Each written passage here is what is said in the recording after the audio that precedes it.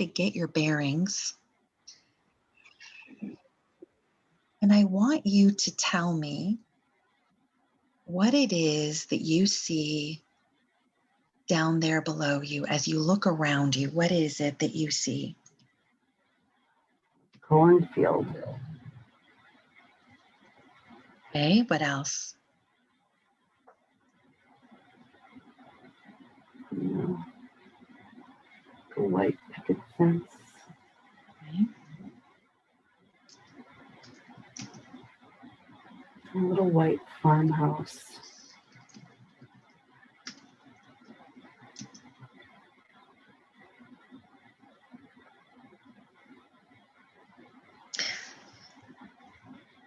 And what about you? What do you see as you look down at your feet?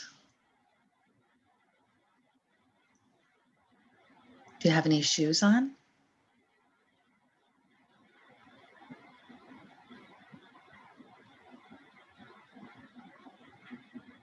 Yeah. It's like I look like Laura Ingalls Wilder Hmm. with those black boots, kind of like a blue plaid gingham dress and apron, and then something on my head, like a bonnet sort of thing. And so you obviously feel female, is that right? Correct. And do you feel like you're carrying anything? Funny you say that because, yes, I have a basket on my arm. And do you feel young, old, kind of in the middle? 20. And do you feel healthy or unhealthy? Healthy. Okay, let's do this. Let's go to the place that you call home and that lifetime. And let's stand in front of it. And now that we're standing outside of the place that you call home and that lifetime, describe for me what it is that you see looking from the outside.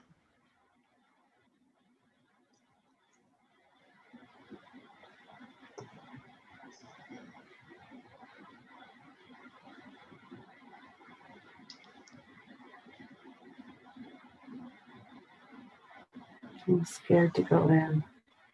Nope, we're just looking at it from the outside. Just describe it for me from the outside. What does it look like? Is it big? Is it small?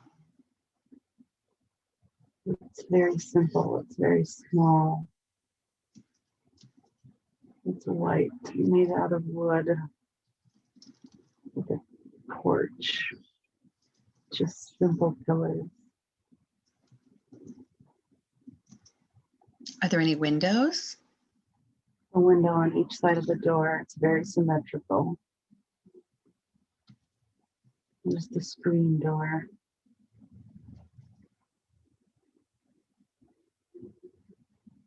And you said you were afraid to go in. What is the feeling you get when you think about going inside the house?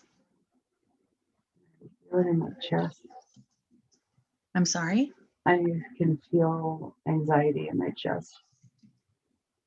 Okay. Then let's not go in. How about that? Sounds good. Yeah, let's leave that scene now.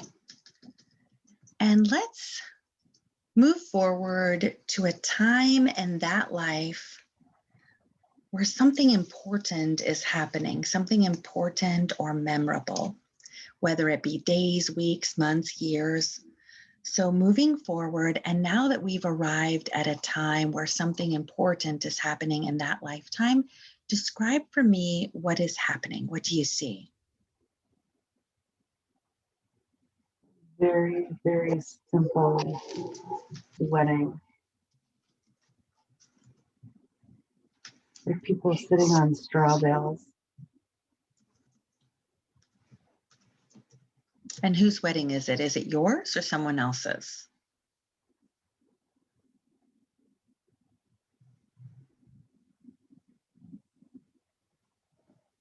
I don't think it's mine because I'm just watching.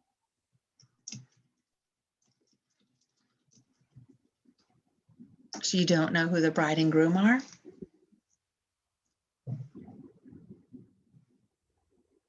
No, Okay. But does it seem to be a happy time?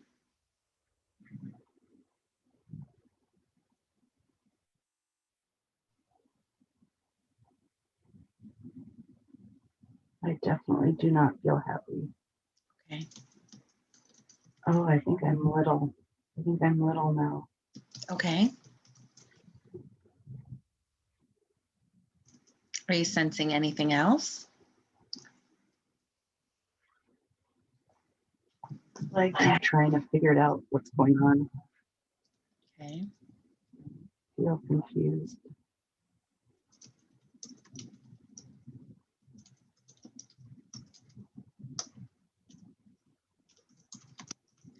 Okay, let's do this. Let's leave that scene and we're going to move forward in time. So let's move forward in time past the age of 20 when you were originally looking at yourself with the boots on and the blue plaid dress with the apron. You had like a bonnet on your head and you were standing there. You saw a farmhouse.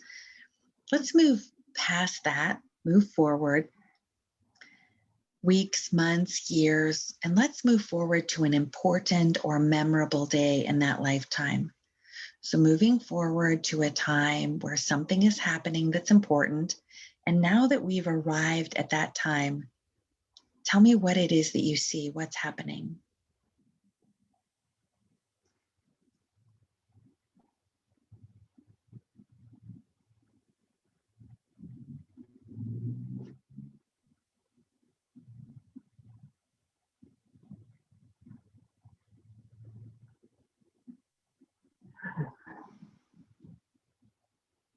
Alright.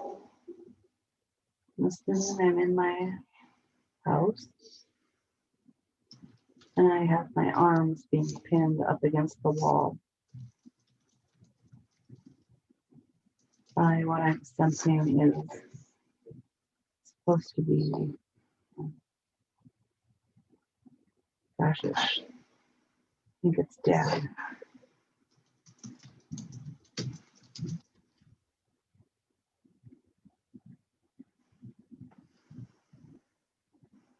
And if it bothers you to be in it, just pull yourself back and look at it as an observer.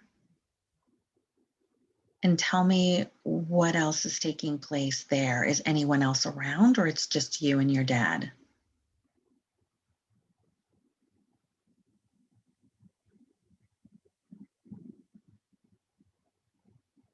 Correction, it's not my dad, it is our husband. My husband. Okay. And are you frightened as he does this, or how are you feeling as he Yes. does this? Okay. He has my arms pinned up against the wall. And I have my face turned because he's just yelling at me.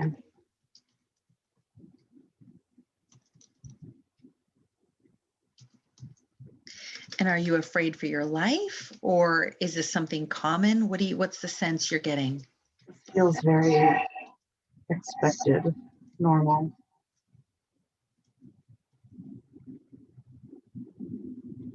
And do you feel like you have any children at this point, or is it just you and your husband? No children. Okay. And if we go forward just a little bit in time, how does this situation end here? Does he eventually stop, or what happens?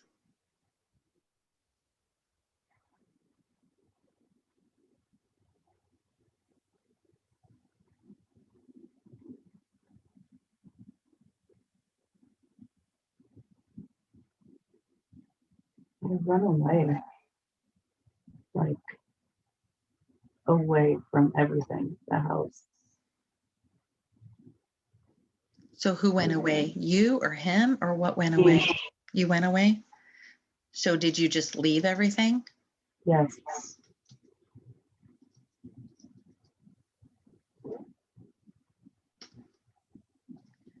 Okay. So So let's do this. Let's leave that scene now and let's move forward in time. So it could be weeks, months, years, moving forward in time to another time where something important or memorable is happening. So moving forward to something memorable or important. And now that we're there, tell me what it is that you see, what's happening.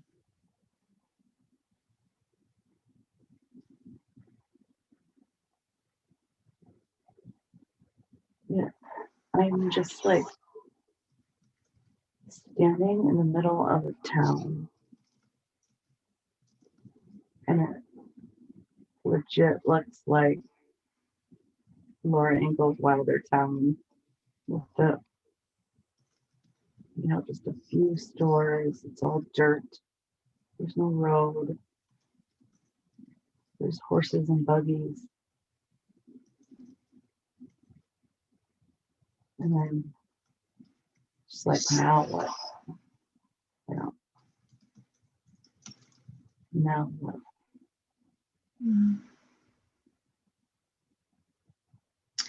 And so if we follow that, maybe hours, maybe days or weeks, so moving forward just a little bit in time from the point where you had been standing in the middle of that town, now that we've arrived at the now what is it that you end up doing? Where do you go? Where do you kind of plant your feet, or do you travel somewhere? Tell me what's going on. What are you doing?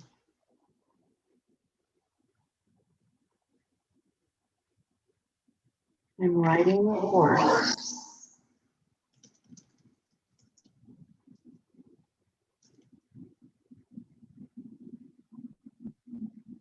Mhm. But I have like a fancy horse and a fancy robe-like thing. Weird. Hmm. And how are you feeling?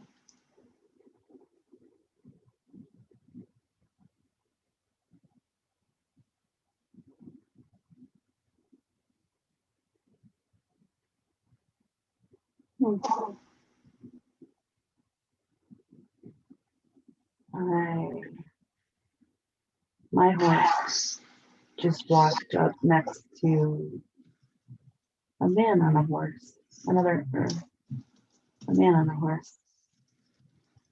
And I feel like he is my new partner, my new husband.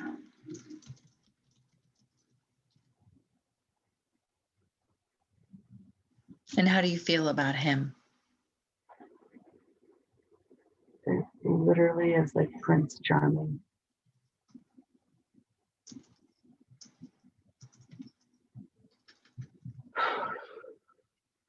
So you're happy?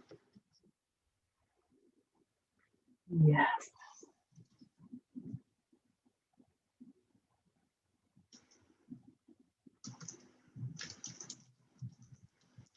Okay, so let's leave that scene there and let's move forward to another important day in that lifetime, a day when you consider something important to be happening. We've now moved forward to that important day. What is happening? What do you see?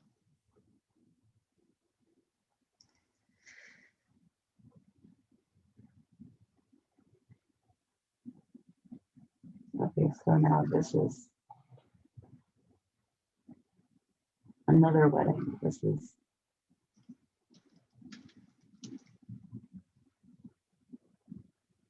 like no, it's not a wedding. He's sliding a ring on my finger though. He's on one knee, sliding a ring on my finger. And you're feeling how? Excited. Yes, no doubt.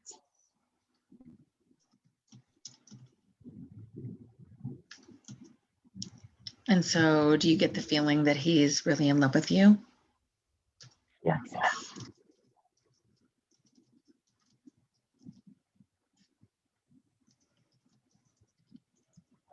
Okay, so let's do this. Let's, in that lifetime, Let's move forward to the time, however long in the future it ends up being. Let's move forward to the time just before you take your last breath in that lifetime. So moving forward to just before you take your last breath, tell me where you are, who else is there, and what's going on.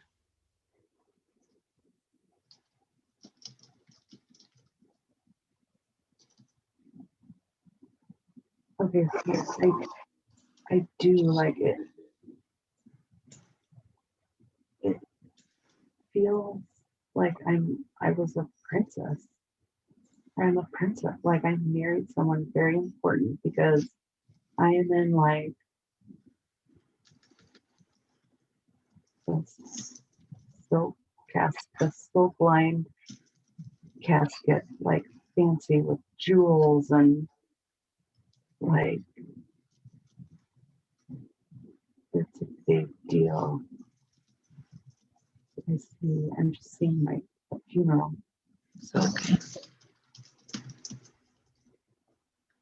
And are there a lot of people at your funeral? yeah, but I'm not that old. Mm. If you had to guess, how old would you say you were? Late, mid to late 40s. Do you know what your cause of death was?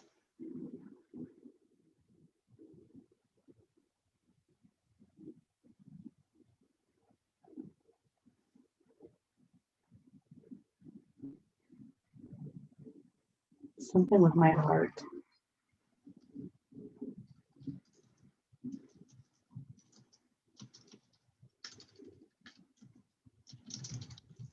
And is your husband there? And what's he doing?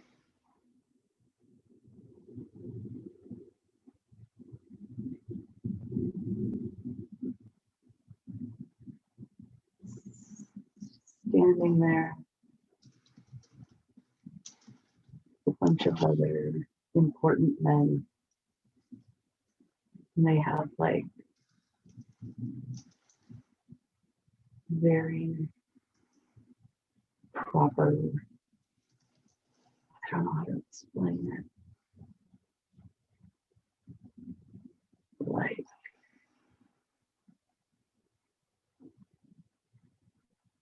uh,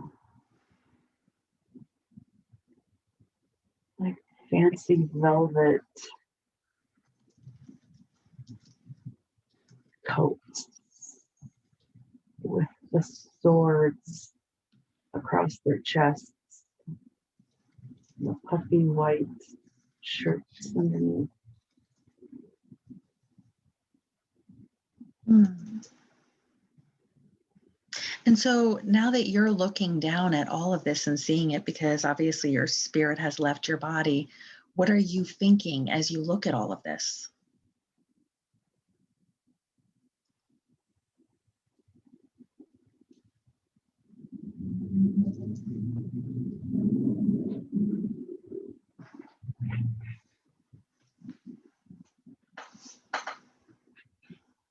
Um, like princess. Like just keep saying, I was a princess. Do Um,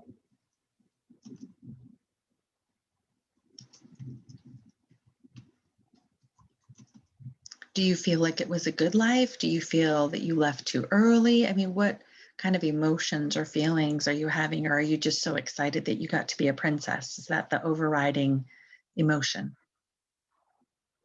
like no regrets, I guess. Um, yeah, I don't feel anything but joy looking down.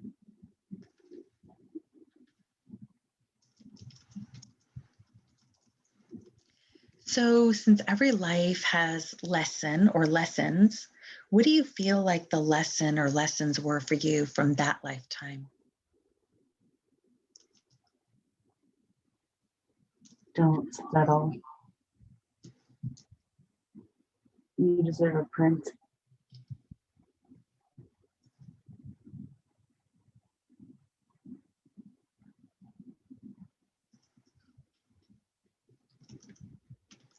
And how long do you hang around watching this scene? Do you hang around for what seems like a long time on Earth, or do you leave and go someplace else?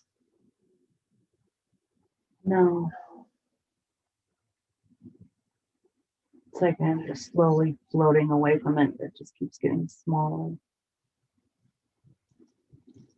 And I'm waving and blowing kisses, and it just keep floating up.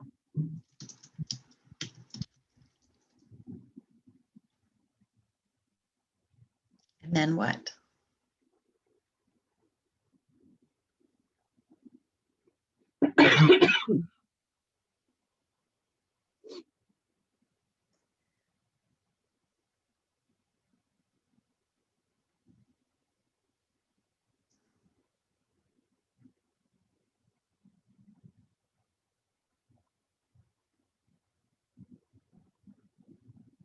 Where do you go next?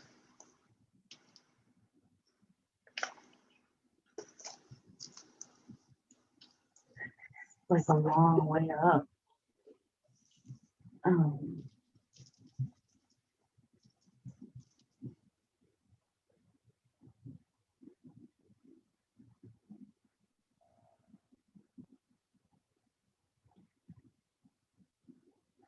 So once you get to the end of that journey, what does it look like?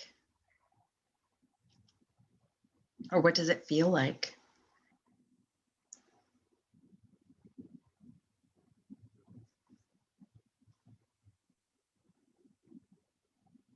I'm just like a ball of light in the ethers.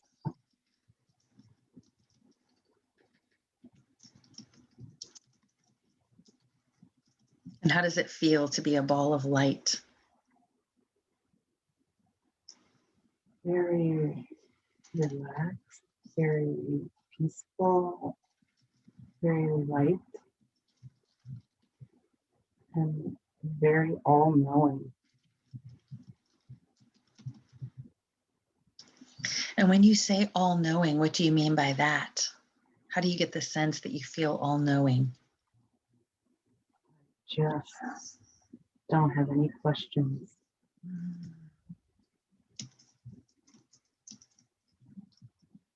So does that mean if you think about something from that lifetime that you maybe had a question about while you were there, you no longer have a question about it? Is that what you mean? Not necessarily specific to that lifetime even. I mean, yes, but I just feel like I know everything right now. Like you know everything about everything? Yes.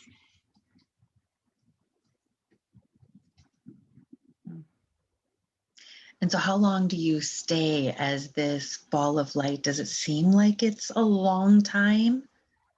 A short time?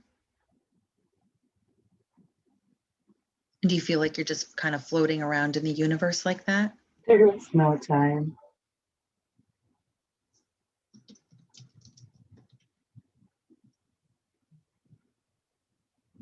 There is no sense of time.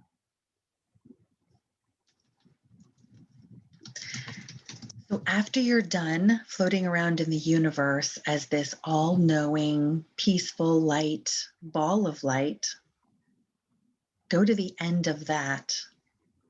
And where do you go next? What do you do next?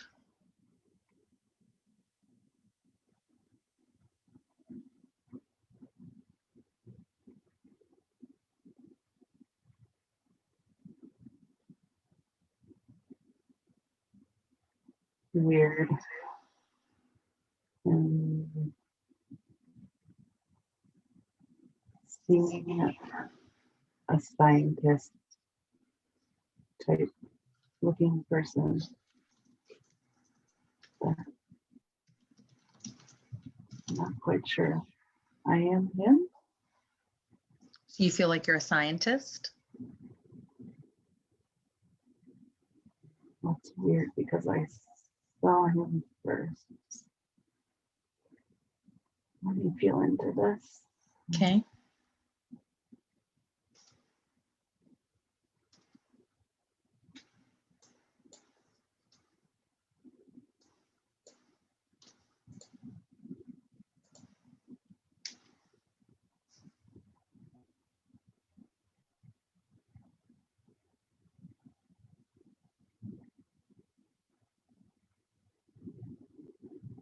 Do you feel like you're back on Earth or someplace else? Just it feels more like I'm watching him, not necessarily that I am him. Okay. You're watching a scientist, did you say? Yeah, A male scientist? yes. Okay. And what is he doing?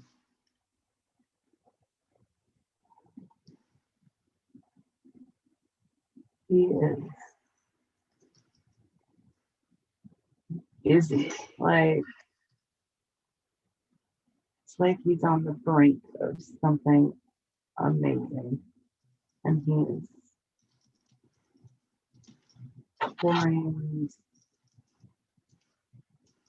pouring stuff into a beaker. And his eyes just get really big. Whoa.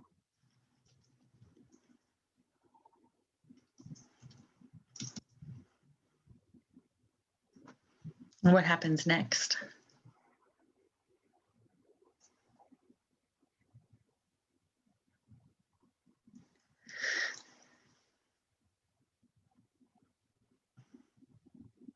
Yeah, like he just discovered something huge. And he is like in shock. Like, what do I do? Where do I go? Who do I tell?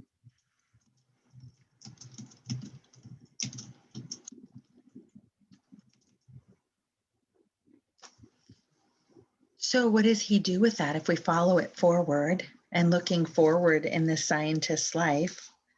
Where does he go? What does he do with this invention that he just discovered? It, it's not good.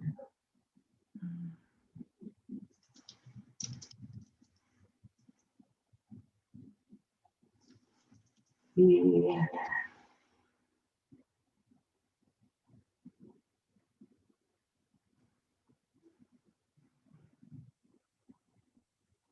it looks like he gets strangled and killed by someone strangling him.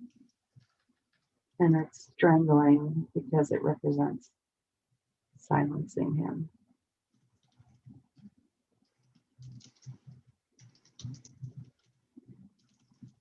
Do you get an impression of who it was that strangled him? Was it someone the scientist knew? Was it someone important? Who was it? Someone important. Like,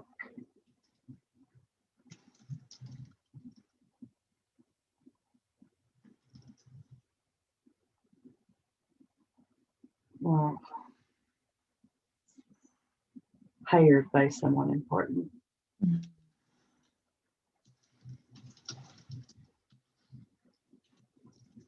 Hired by someone who had something to lose by whatever he was discovered.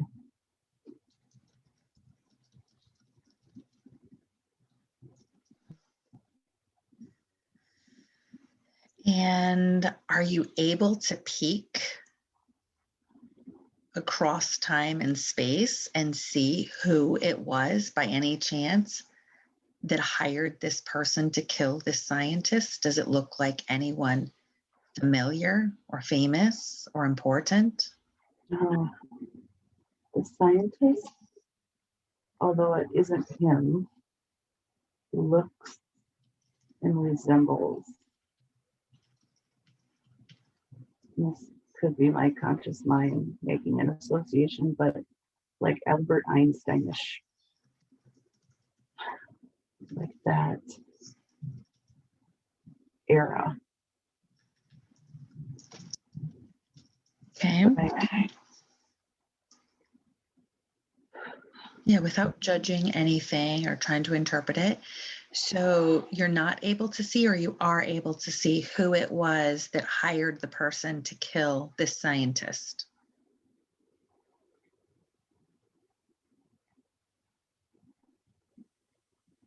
No.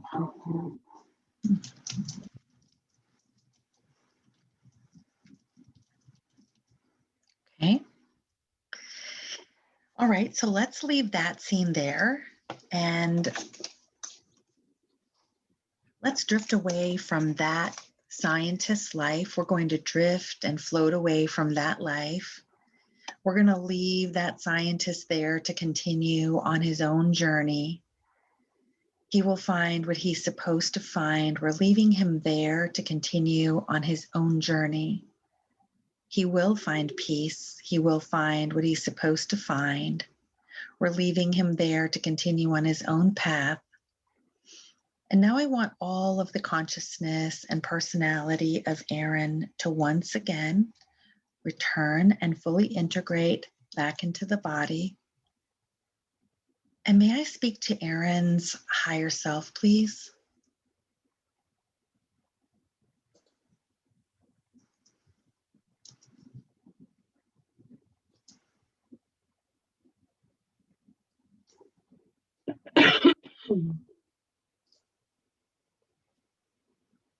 Yes.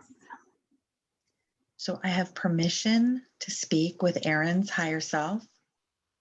Yes. I respect the power of the higher self because I know it takes care of Erin's body and does a very good job of it. And I also know the higher self has the records of everything that's ever happened to her in this lifetime and all other lifetimes that she's ever lived. So I respect the power of her higher self, and I always ask for permission to speak to it and ask questions. Do I have permission to also ask questions of her higher self? Yes. I know her higher self could have brought forth many different lifetimes for her to see, and you chose to bring forward a lifetime where she found herself being pinned up against a wall by the person who was her husband in that lifetime, and then later where she became a princess. Why did you choose to show her that lifetime? Because that's what she thinks that she deserves.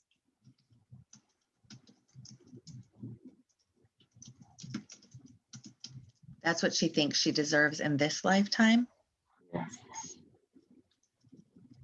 Does she deserve that in this lifetime? No. And why do you say that?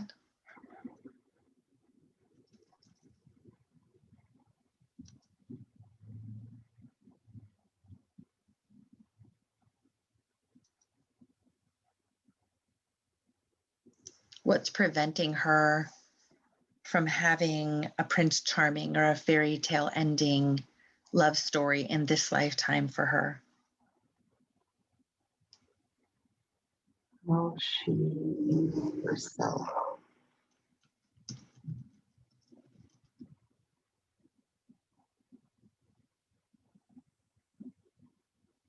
She doesn't believe she's worth it.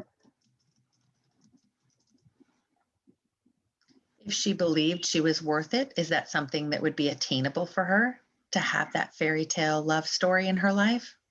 Yes.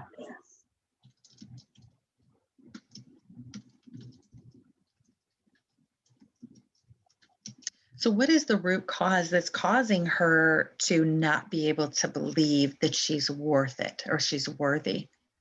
What is the root cause of that?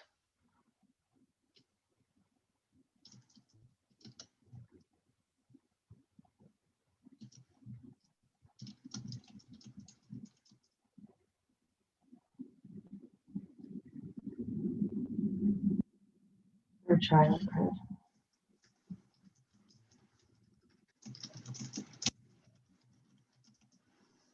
Is there anything in particular from her childhood that causes her to believe that?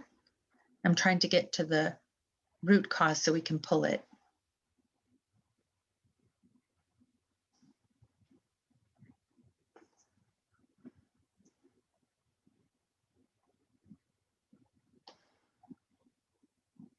Never feeling good enough. Never feeling good enough, did you say? Yes. And who or what helped her form that belief of herself? Was there a particular person or event? Everyone around her.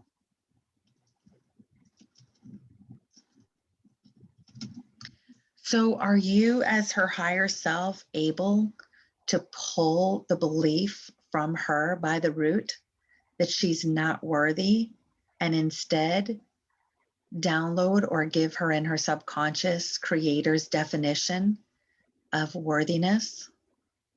Yes. Could you do that now, please, and show her what that looks like and tell me what you're doing as you do it?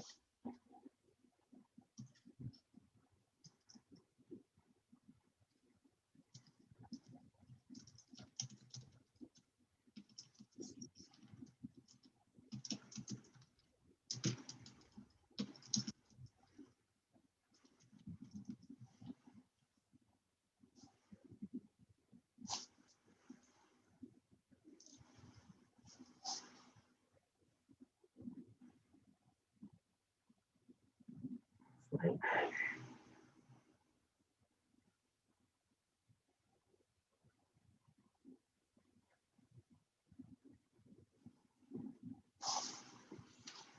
I can't explain it. Okay, you can just watch it as your higher self does it, and then tell me when you're done pulling it by the root and then downloading creator's definition of worthiness into Erin, if you don't mind, please.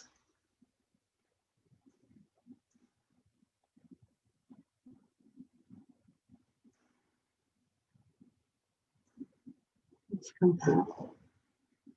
Okay, and are you able also to download the program into her subconscious of, I know how to feel worthy? Yes. Could you do that now, please? Show Erin what it looks like and tell me once you're finished.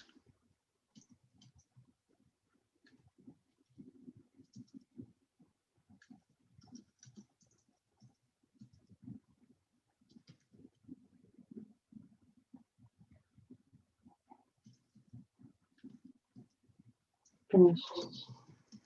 And lastly, could you download into her subconscious the program or the belief of, I know how to be worthy?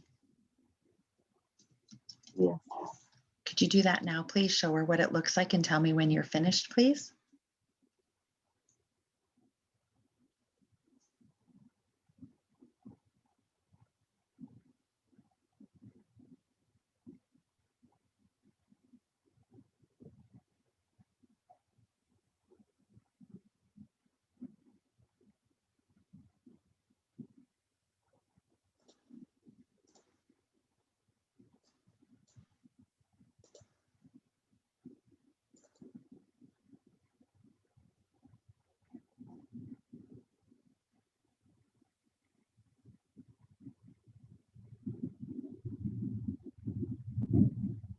That was harder to take it.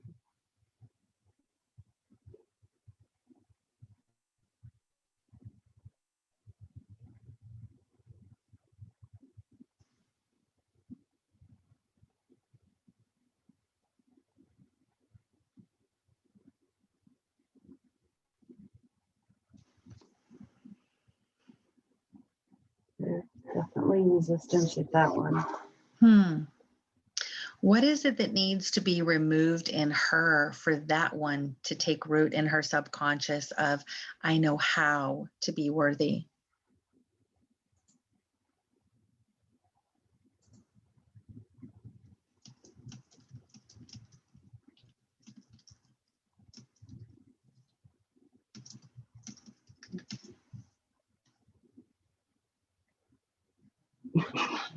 bypassing the brain.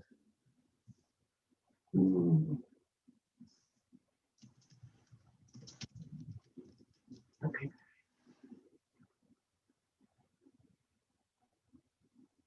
Finished. Okay. So that was done also. Yes. So are you able to sweep up and kind of clean out in the brain area? You said it, you had to bypass the brain. Are you able to, well, let's just say either pull by the root, whatever it is that was causing her to have difficulty downloading that, or kind of sweep it out, or even use a high powered blower to blow that out, whatever it was that was preventing her from accepting that new belief?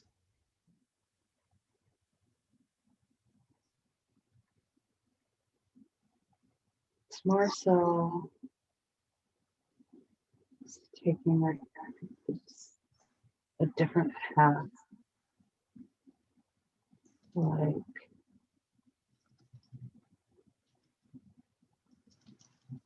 around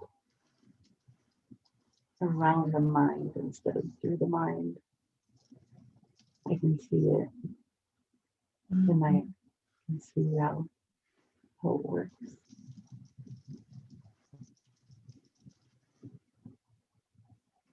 So is it not possible to rewire the mind so that it can accept new beliefs in that way? Or are you creating sort of like an alternate pathway to bypass the mind? Correct.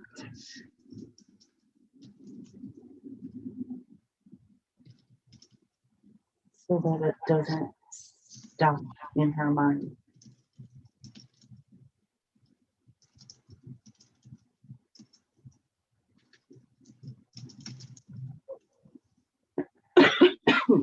And are you able to upgrade Erin's frequency now so that she can be at the highest frequency possible during the remainder of this session that we have together?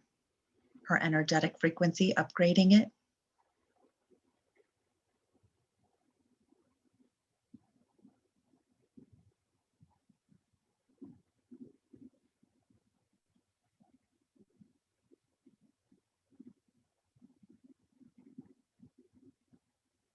Feels like a no.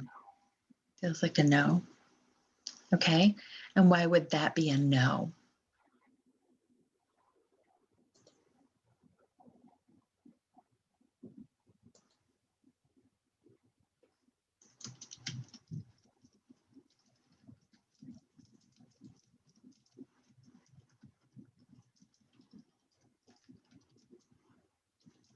She's scared. Okay. So are you saying that as her higher self, you're not allowed to do anything in her that her conscious mind doesn't necessarily allow, or is that only true in some instances?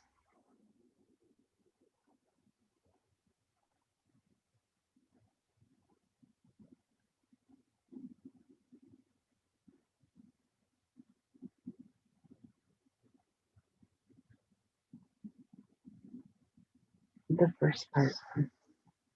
Okay. So the higher self can't do anything in Erin that her conscious mind puts a block on and doesn't allow? Correct.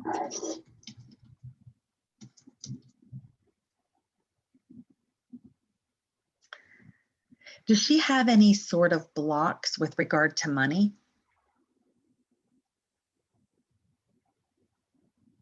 And abundance?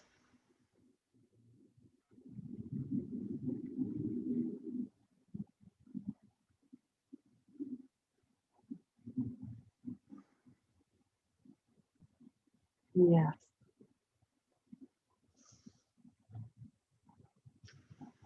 Where did those blocks with regard to money, where or when did those blocks start for her?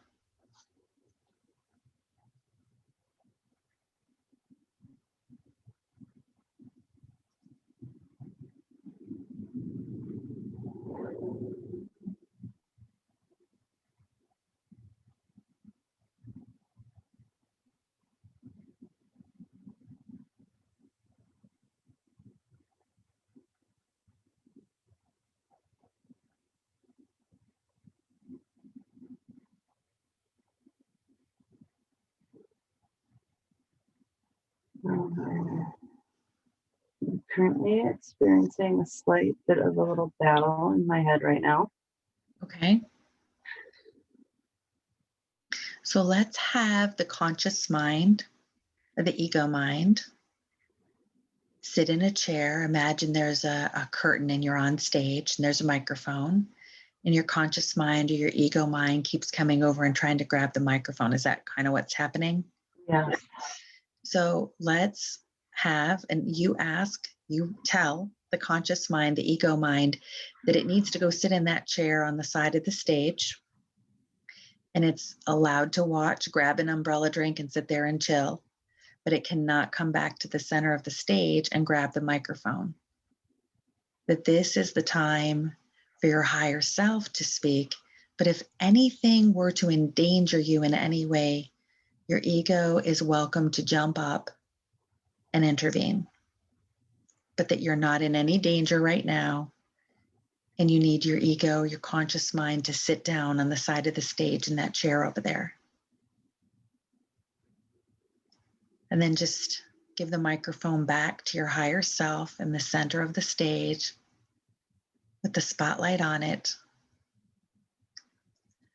And then you also, your current consciousness, you go to the side or in front if you prefer to watch it from the front row seat, and watch your higher self now take center stage and grab the microphone all by itself and continue to answer the questions that we have for it. With the conscious mind or the ego fully set on the side of the stage. Are we there? Yeah. Yes. Okay. So where did the money blocks start with Erin, talking to Erin's higher self now, who has the microphone in the center of the stage? Where did these money blocks start? With Mom shopping. Was Mom a penny pincher? Yes.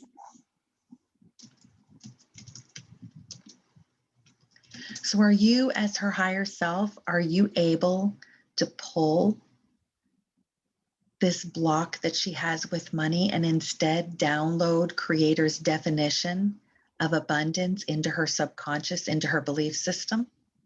Yes. Could you do that now, please, and show Erin what that looks like and tell me when you're done?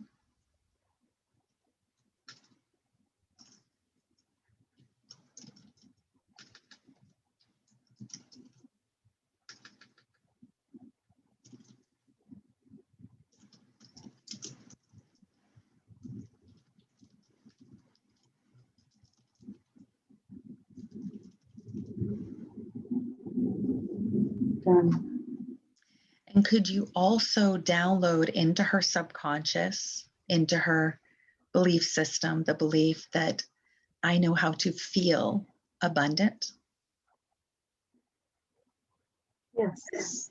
Could you do that now, please? Show her what that looks like and tell me once you're finished.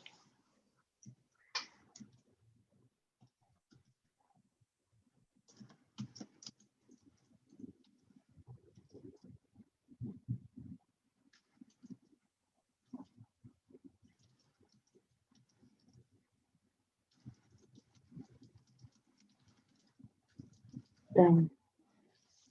And lastly, could you also download into her subconscious the program or the belief of I know how to live an abundant life?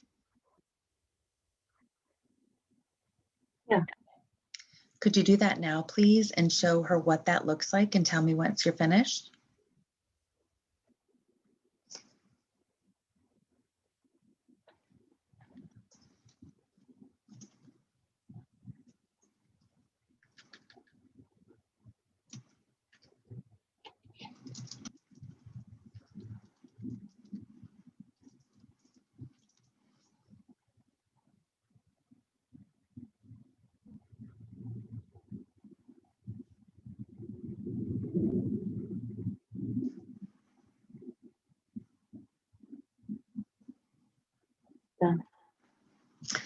And then the next thing I'm going to ask is sort of related to this. Could you download into her subconscious, into her belief system, creators, the program or belief, creator's definition of an exquisite life?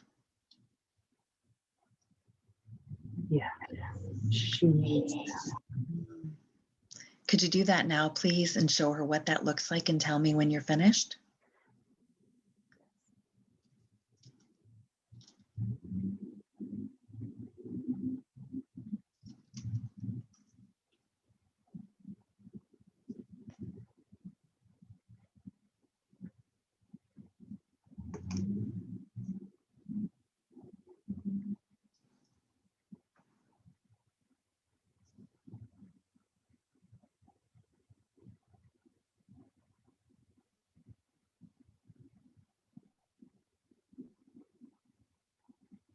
Done.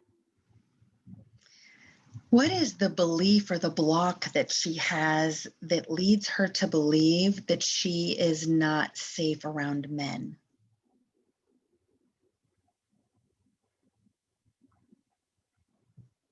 Why is it there?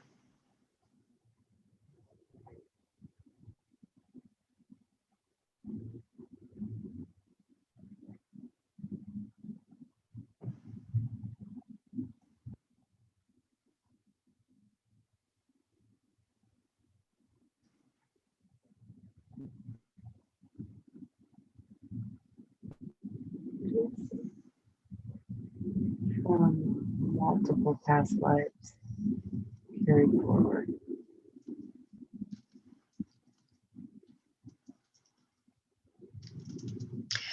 Was one of her intentions in this life to overcome that, since you said it was from multiple lives carried forward? Yeah. So she came to heal that in this lifetime. What does she need to do to heal that in this lifetime, or can you help her heal that now? Self-trust. Did you say self-trust? Yeah. And what is stopping her from trusting herself in this lifetime?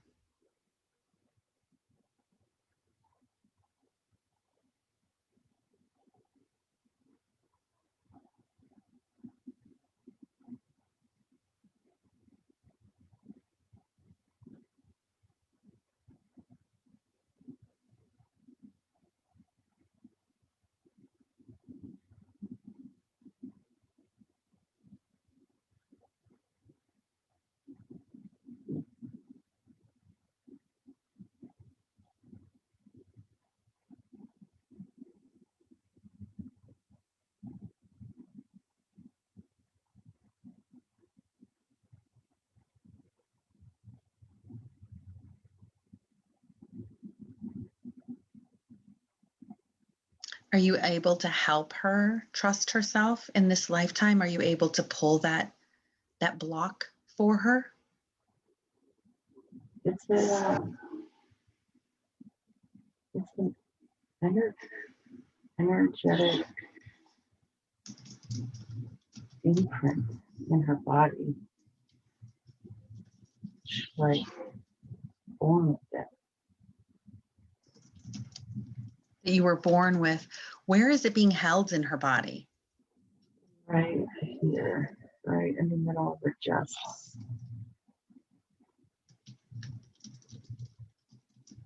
And it's so automatic. And she feels that she just contracts and shuts down.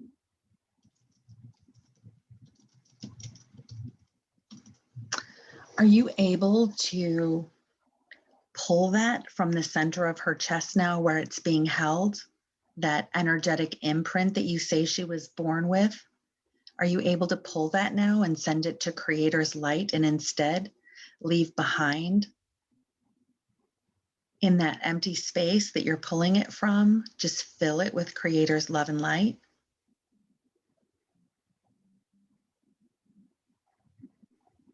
Yes, but it's to be slowly over an amount of time. I'm sorry, it's going to what over an amount of time? It will dissipate slowly, not all at once. Are you able to start the process of having that dissipate now so that the process can be started? Yes. Could you do that now, please, and show Erin what that looks like, and then tell me when you're finished?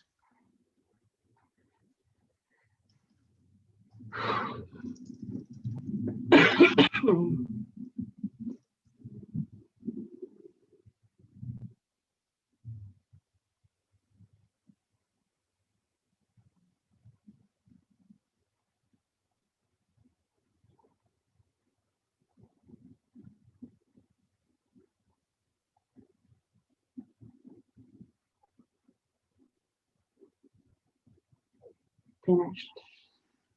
Okay. Is there anything that Erin needs to do to continue that process moving forward?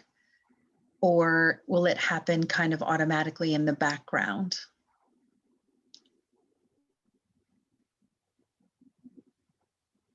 It will happen automatically in the background, but when she gets into a meditative state, she will be able to see where she will see the progress. She'll be able to see the progress? Yeah. Nice.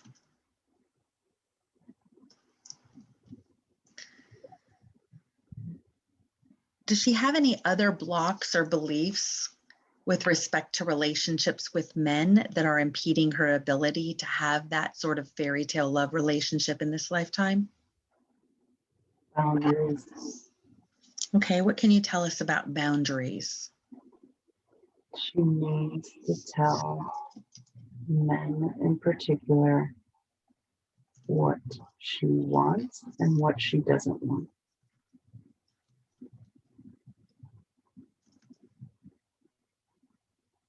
What is okay and what is not okay.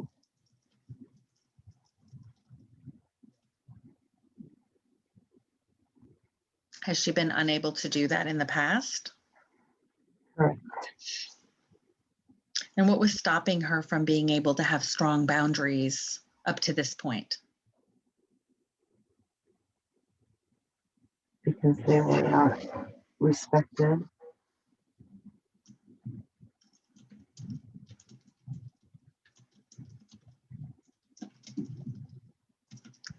Is there something inside of Erin or in her belief system that was allowing her to allow them to trample her boundaries?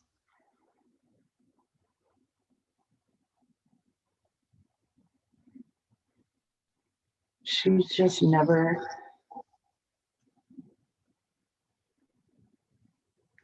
had a boundary respected from the very beginning. She did not know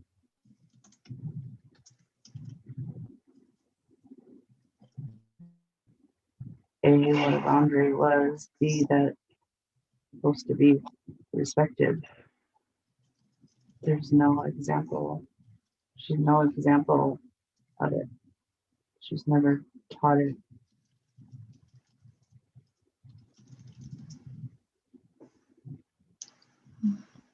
So are you able to download into her, let's say, the wisdom and the knowledge of what a healthy boundary looks like so that she knows and can implement that into her life?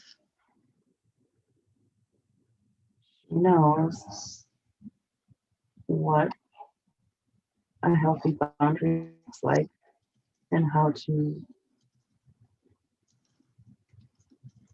state the boundaries. But with men, she needs more courage and confidence to do that. Are you able to download into her the courage that she needs to do that? Yeah. Could you do that now, please? And show her what it looks like and tell me when you're done.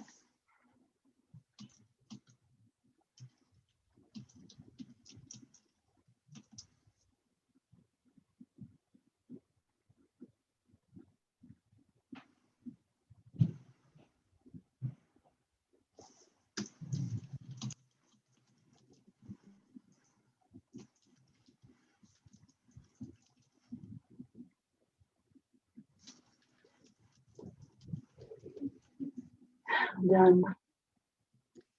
And are you also able to download into her the I am belief of I am confident and I exude confidence in my life? Yes. Could you do that now, please, and show her what it looks like and tell me when you're done?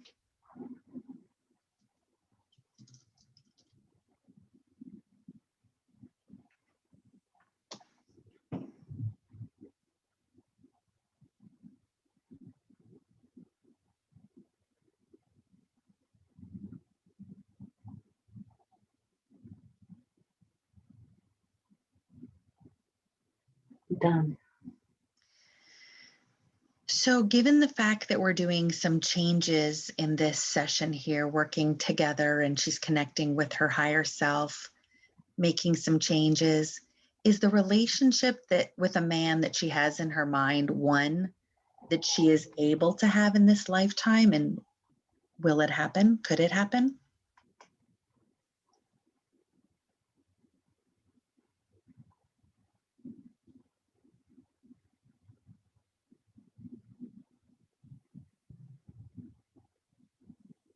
Yes.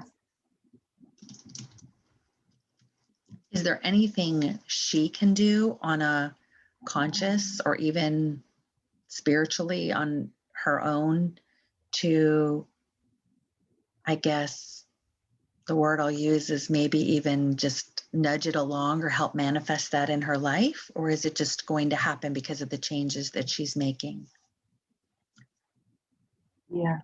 After these changes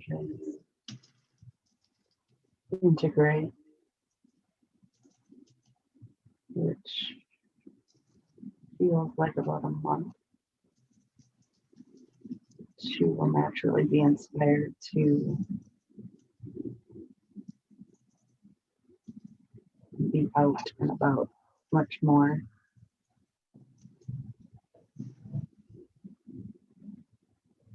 Making it much easier for this person to find her.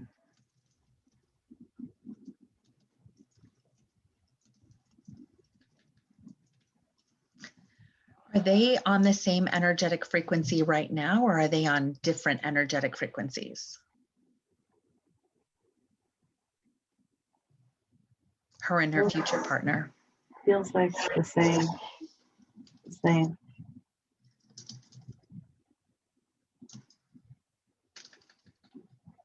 We just haven't crossed paths.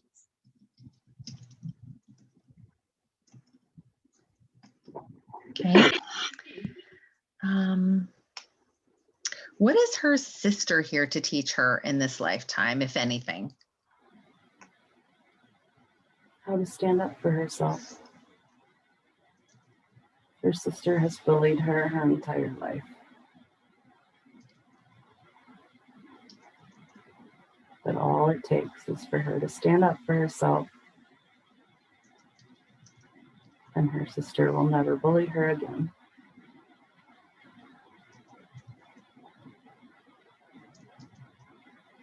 And does this have to do with what is it with courage, or is it something else that causes her to not be able to stand up to her sister? It's the coping mechanism that she's had since she was very little. And her sister would bully her, and she just learned it was safer to give in.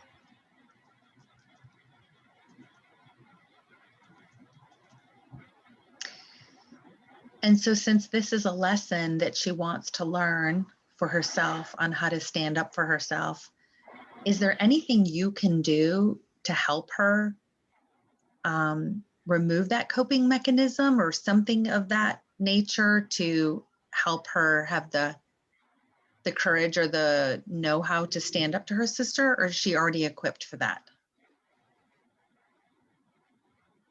The downloads that she just got will help for that lesson also, but we should clear the learned behavior. That will help, and I can do that. Okay, could you show her what that looks like to clear that learned behavior and then tell me when you're done?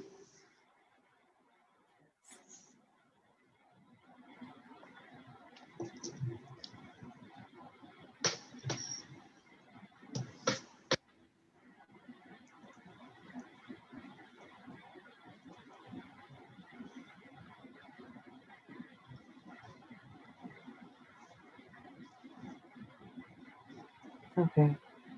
I need to state this so that it's recorded. Okay.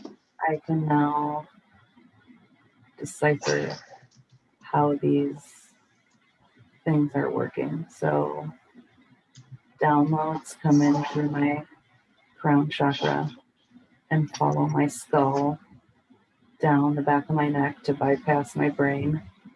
And then it gets like, I just see it going down like a double helix DNA strand down the middle of my back. And then, wow, my eyes are rapidly blinking as well. This one, where we're clearing an old pattern, it is taken directly from my brain out, my crown chakra.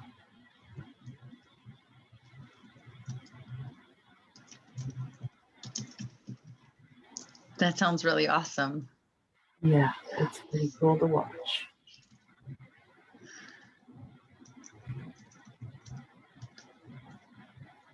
Wow, the higher self is amazing what it can do with our body. Yes. Are there any other boundaries with anyone else that she would be beneficial for her to place that she may not currently be aware of, or maybe aware of but not really admitting to? Any other boundaries?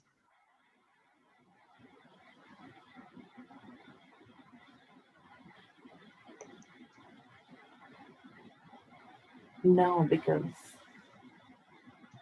she has no men in her life, so she has good boundaries with all of the females. And she needs to remember that when she is faced with setting a boundary with a man. Just remember how well I did. Like the women have been the practice to build the confidence for the next step, which is men.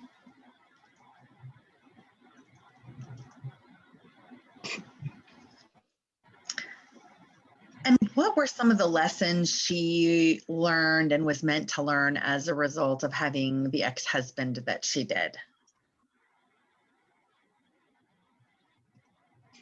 To stand up for herself and set boundaries with men.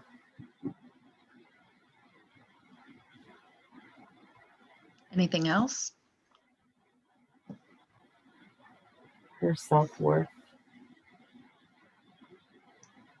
She would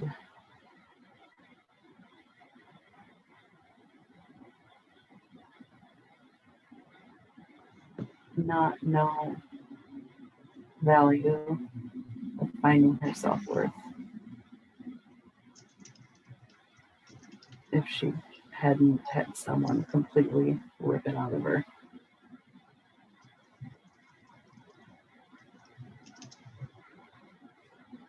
So are you saying that in a sense, since she experienced having no self-worth, she's going to really be able to experience the opposite? Correct. So she wanted the duality experience of that. Is that what she Yes. wanted? Yes.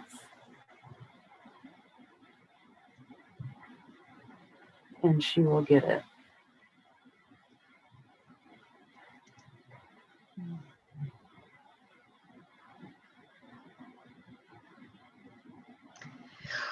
What can she do now in order to learn her life lessons through joy instead of suffering? What is the path she can follow to achieve that?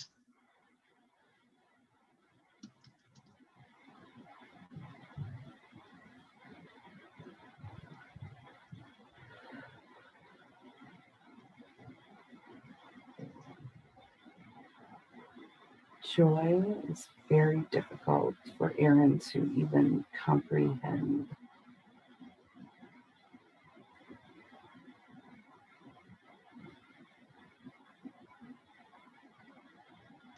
Why is that?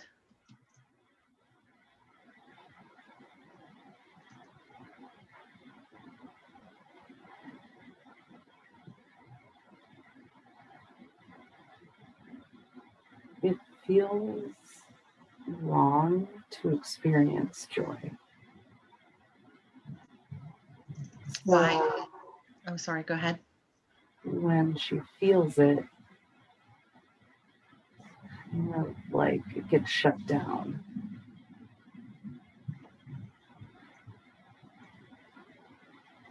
I'm working on the why.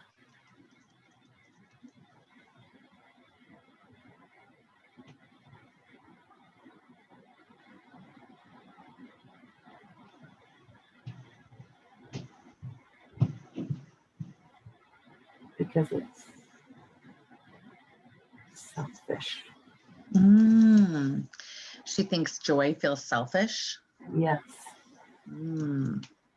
Why does she, where did that come from? Good question.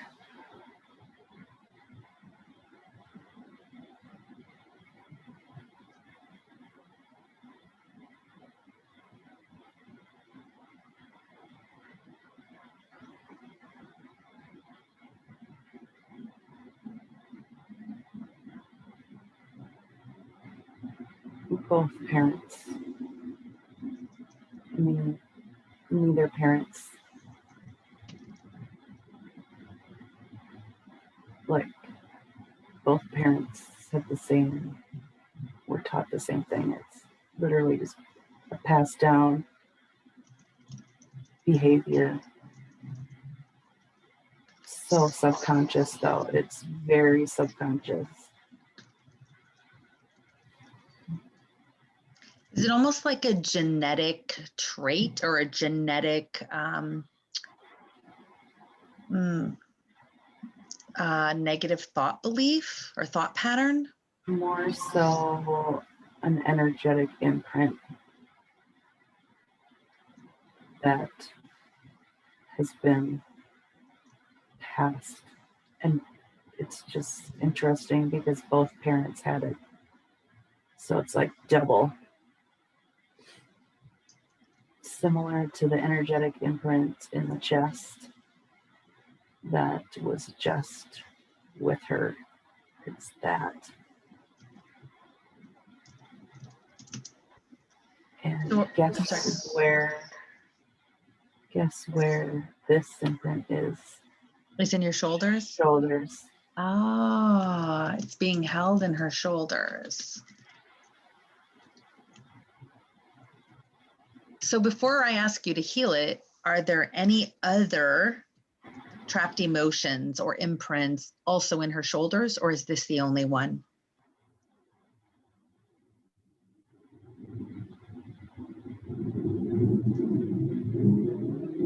I'm only aware of this one at the time. Okay. So are you able to kind of do the same thing, dissipate that genetic imprint and heal it, but not only heal it in Erin, but also heal it generationally so that it's healed in generations, including her parents and prior to her parents, and then going forward in her children and her children's children and their children? Awareness will relieve Erin's awareness and an intention of following and feeling joy very intentionally.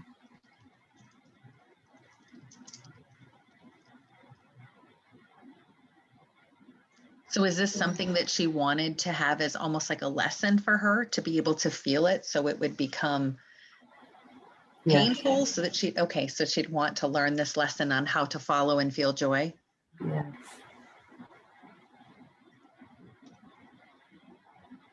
So I talked to her a little bit yesterday and just gave her some advice that I had heard from a couple of other spiritual teachers about every time you have a choice between doing a couple of different things, ask yourself which one would bring you more joy.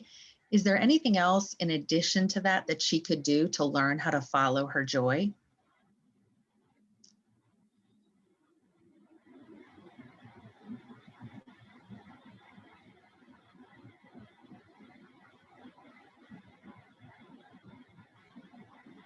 No,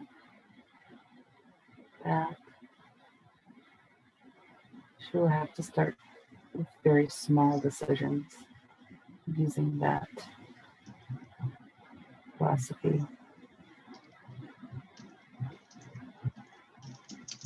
And the more smaller decisions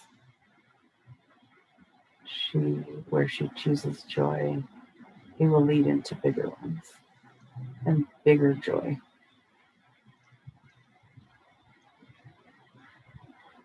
Could it get to the point where she no longer has to experience her life lessons through suffering? She would just be experiencing them through joy. Could it get to that point? Yes.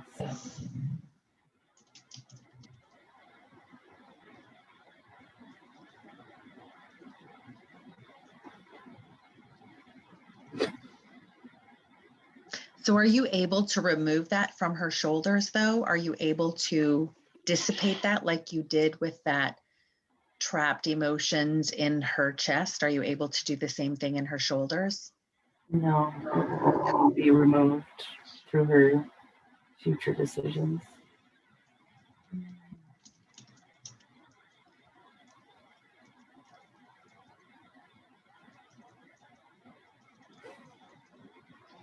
So you could do it or you couldn't do it, but you're choosing not to because that wouldn't be what's best for her?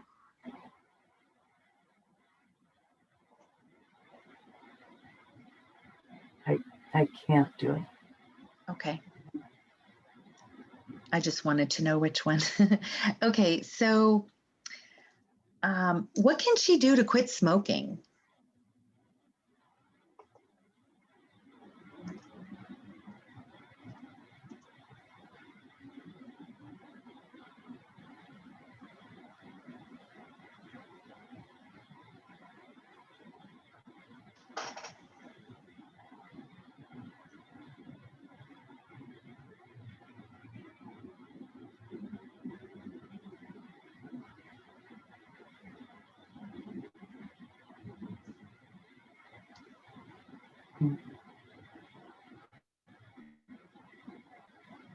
These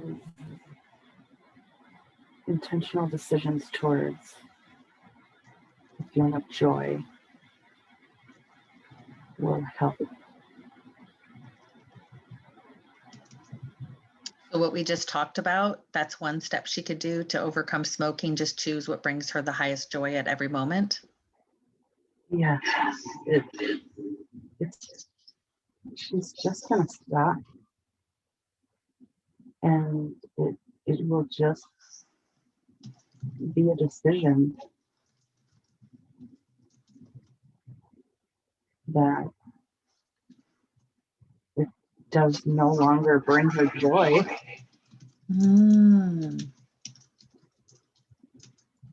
But it does now.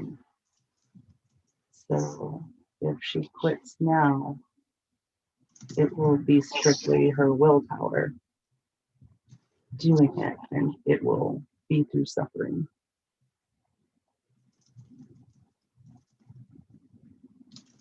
So she needs to not stress about it or worry about it and just wait to the point where wait till she gets to the point where she realizes that the smoking no longer brings her joy. Is that what you're saying? Correct. And trust that it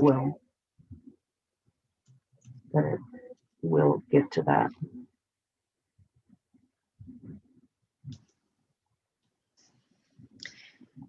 In a meditation, she was shown that her mom was sexually abused by her mother's dad growing up and her aunt, and Erin's older sister was too. And she was guided to sit in the front yard and put her hands on the ground. And she felt like she was releasing the trauma and doing some generational healing. She said it felt very powerful. What was happening there? What can you tell us about that?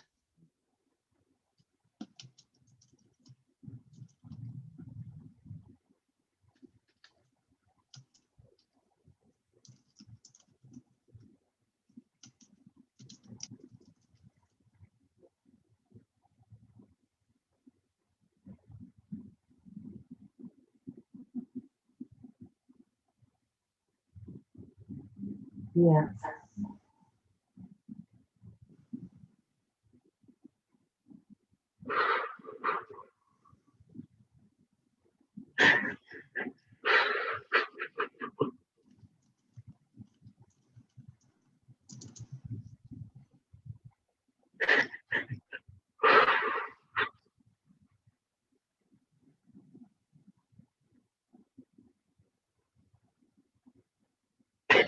I will explain, but I need to feel this. Yep, go ahead.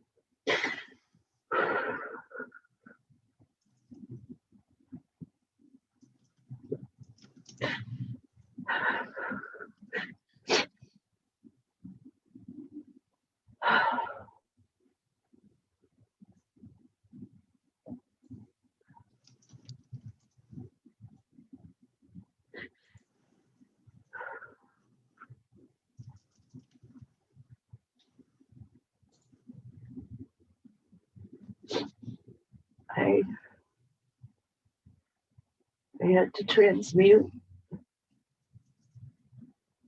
and heal that generational trauma to prevent my daughter being abused.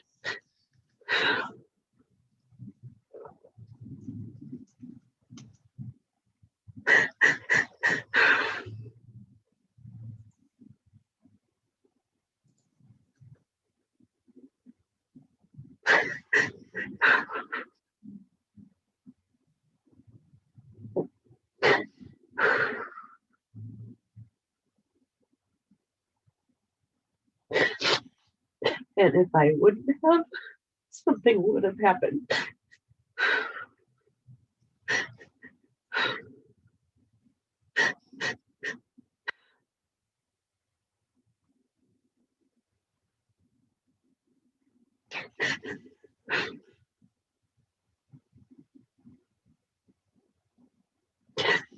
But you did it, right?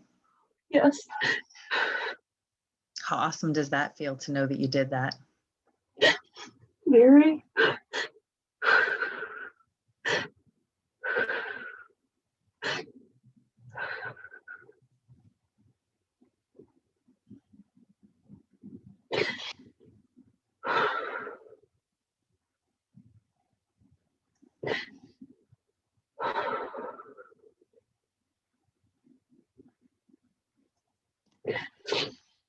And that is why she picked me.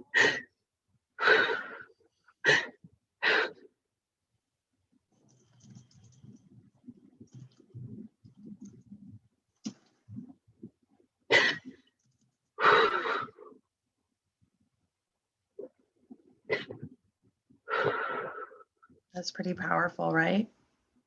Very.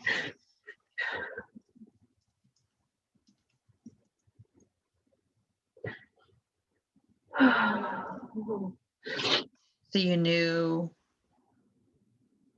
on a soul level that that was something that was a potential to happen, and you knew what you had to do it, and you chose to be strong enough to come here and do that. Apparently, yes.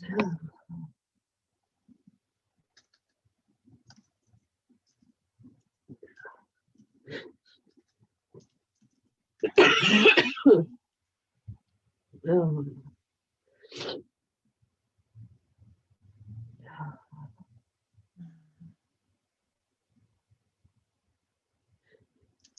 So giving the microphone back to Erin's higher self now. And Erin sitting back down in the front row, listening to her higher self. And asking the higher self, Erin's higher self, is this something that she came here to do with other things in addition to what she did with this generational pattern of sexual abuse? Or was this a one-time thing?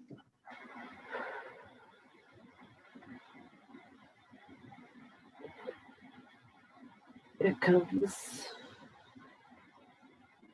in many forms.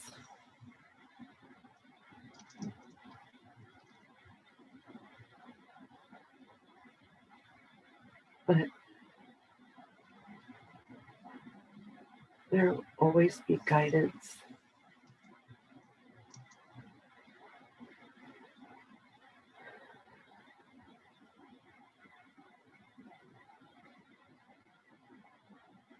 Yes. She will start with this awareness. She will start seeing more opportunities to transmute energy. And she will know that she can ask for guidance when she senses an opportunity.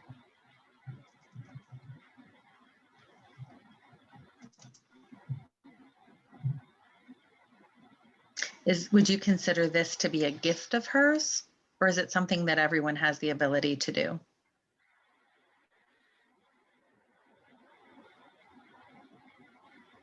Everybody has the gift, but she is much more in tune with this particular gift.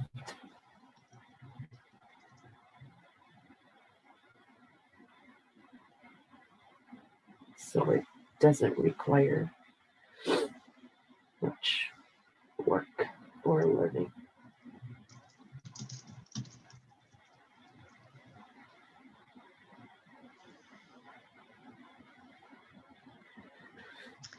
And what can you tell us about the neck pain that she's been experiencing? Where is that coming from? Is there something trapped there, or what is the cause of the neck pain?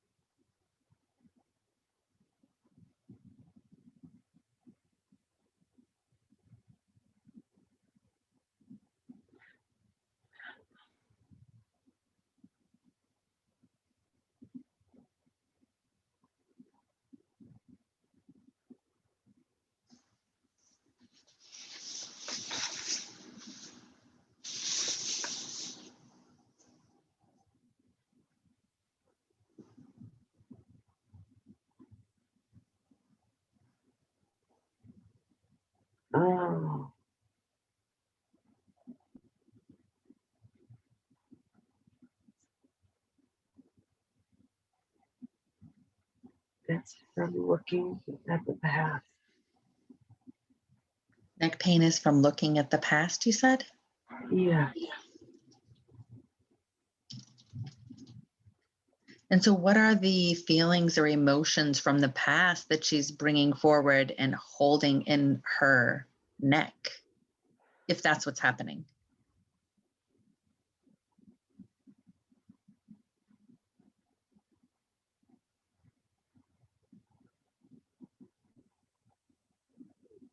It's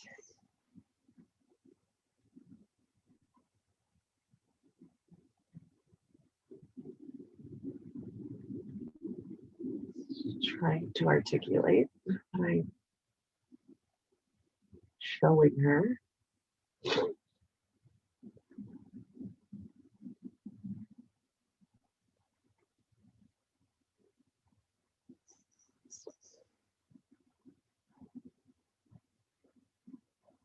It's the stuck energy.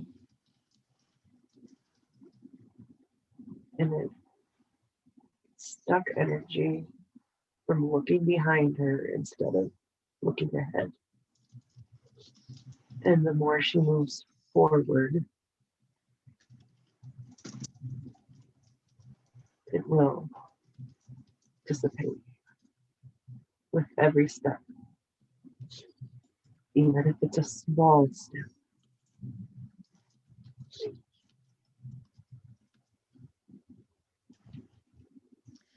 So, before we started this session today, her and I were talking about how something that I've learned, and maybe I'm incorrect, but that stuff manifests itself or shows up in our aura before it then hits our physical body in terms of pain or sickness or disease.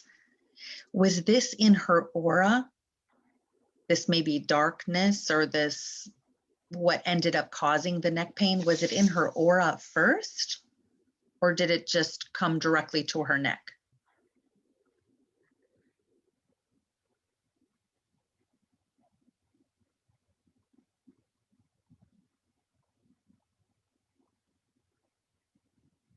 She has a gray outer edge to her aura. And it is the pain that is causing the gray exterior layer of her aura.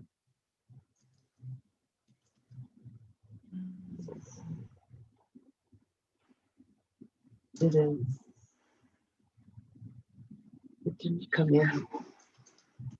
The gray is a result of the pain.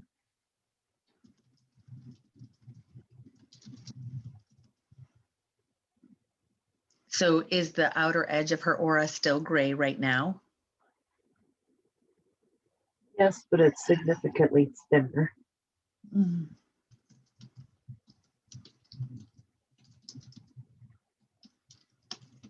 What does she have to do, or what can she do to completely get rid of that gray outer edge of her aura?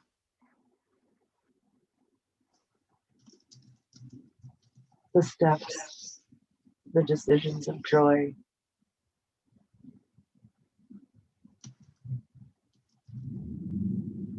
all the new downloads. It will Sorry. all And the downloads you said? correct. It will just eventually dissipate with the pain.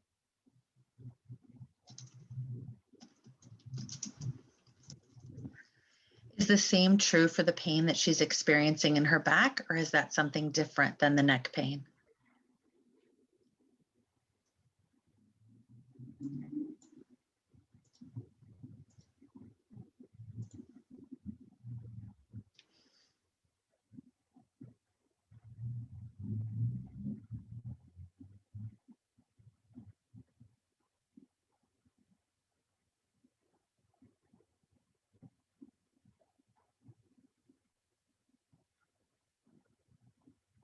I think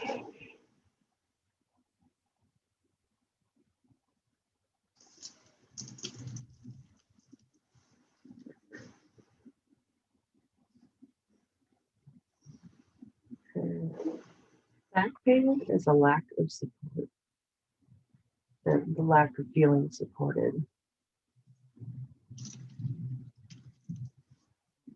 And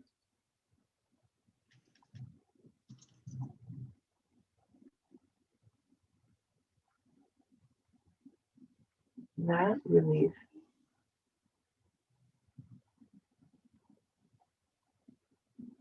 may not fully be felt until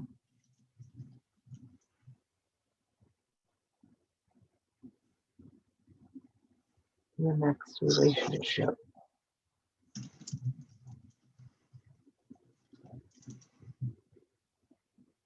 Because she is meant to be supported by a divine masculine.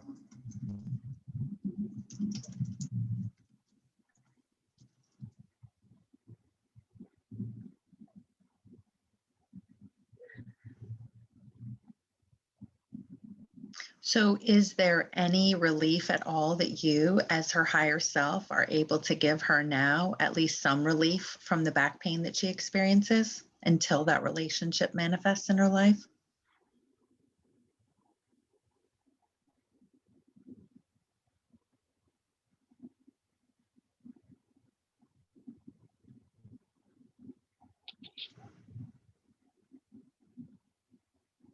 She can find some relief by intentionally asking people for support. But this is really uncomfortable for her.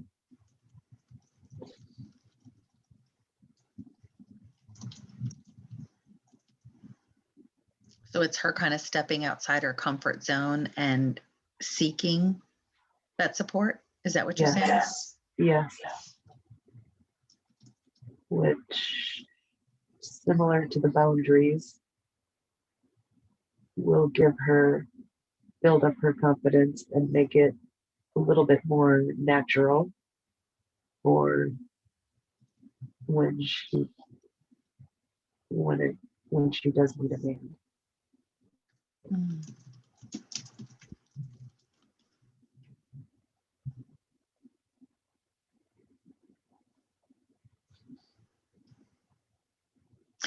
Are there any of her close friendships that are holding her back energetically?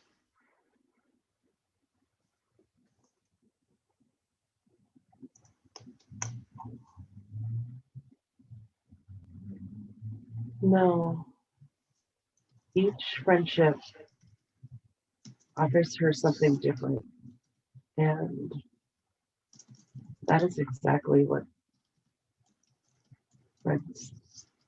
friendship should be. She recognizes the gift that each one brings to her and offers to her very naturally, and does not try to make them fill any other expectations.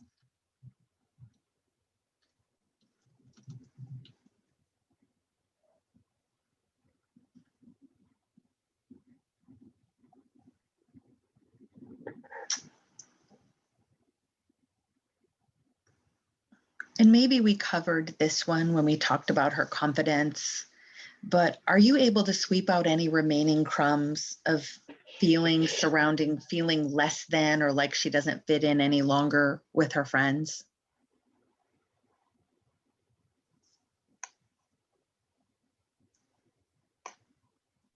Yes, there is just a small amount, and I'm going to help remove it. And that will also bring more friendships, each one with different unique gifts to her. Because she still wants the unique gifts of her current friends, but she needs to diversify and have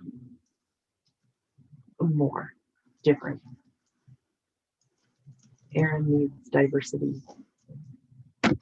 She needs friends that stay up late when she wants to stay up late. Friends that go to bed early when she wants to go to bed early. Friends that like to go have a drink. Friends that don't like to drink. For every different mood that she has, she will have a friend. For every need or desire, she will have a friend to fulfill that for her.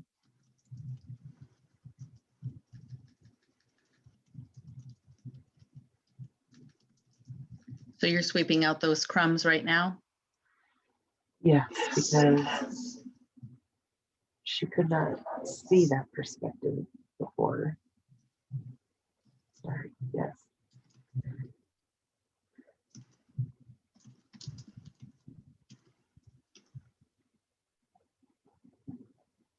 And are you finished with that?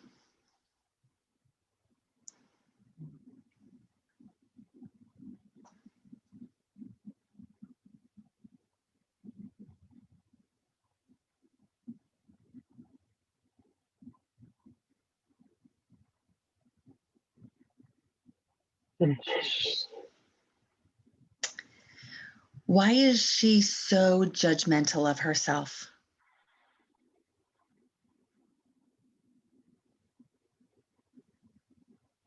Because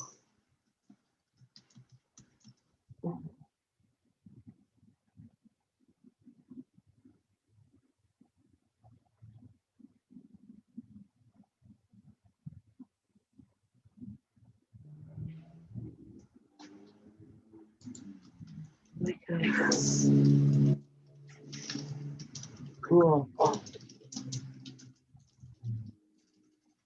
It started at school. It started being socialized in school, where everybody points out your differences. It's not her fault.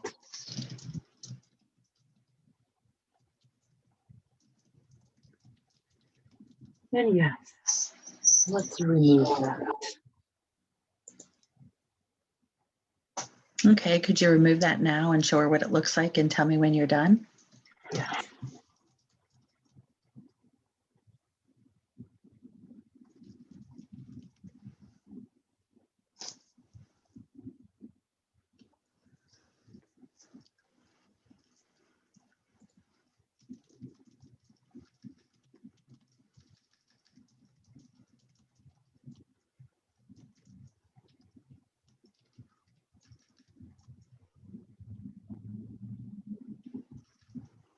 It is removing, or I am removing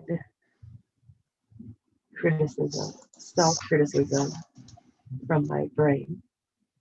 And it is downloading self-acceptance to feel like it's DNA.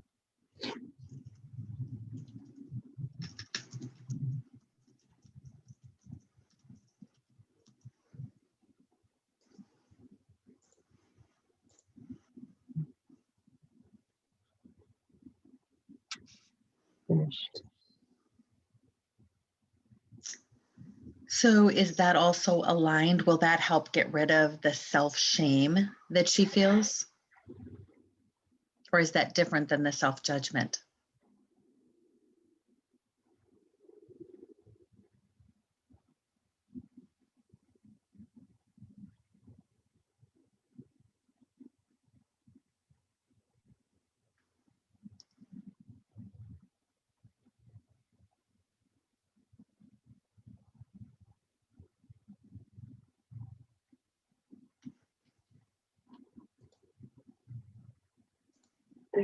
I am not picking up any shame. I think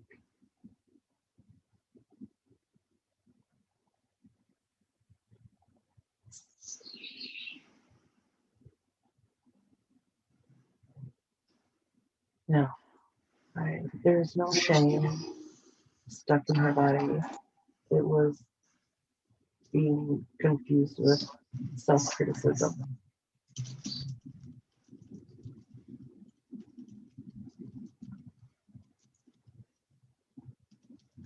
Okay. What was Mandy's purpose in her life?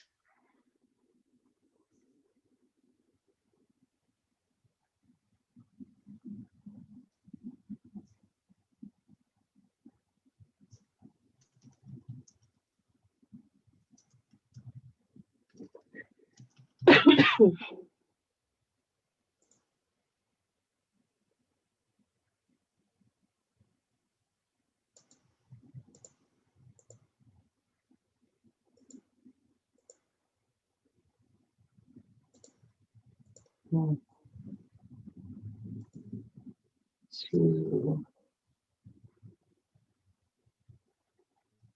Andy's purpose was to help Erin on her parenting journey.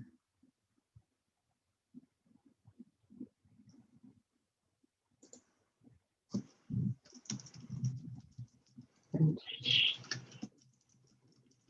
she did not recognize that.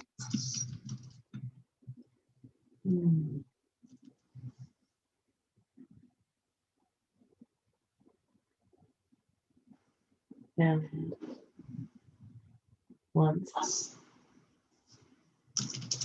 Erin's relationship was resolved with her children, and she became confident in her parenting, in her new parenting paradigm and parenting role, she didn't need Mandy anymore.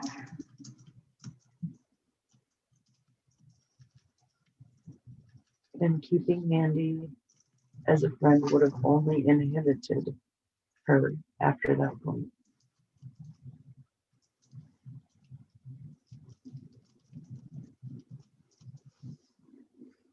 So Mandy served a specific reason. She wasn't there necessarily for a season. I'm sorry. Exactly. She served a very specific reason, like a mission. That mission was complete and could not go any further.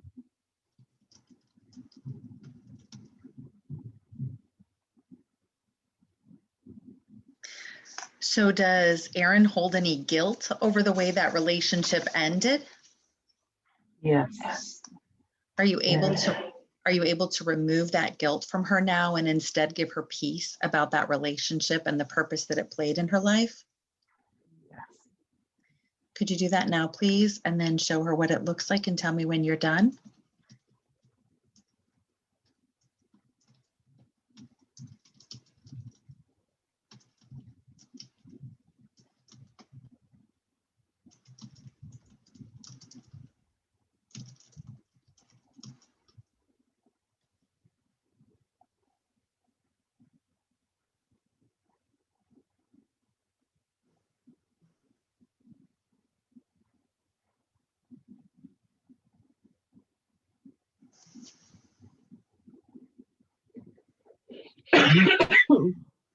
Done. And is there any lingering pain or shock or trauma or anything similar to that in Mandy as a result of the way the relationship ended that you're able to tell? It was definitely dual purpose.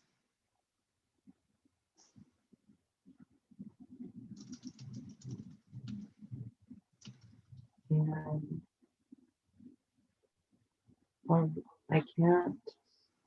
I'm not allowed to explain exactly what the lesson was on Mandy's end, but just know that it served her too. Are you as her higher self able to, or is Erin able on her own, or should she on her own to feel even more peace about the situation, able to just send unconditional love and light to Mandy? And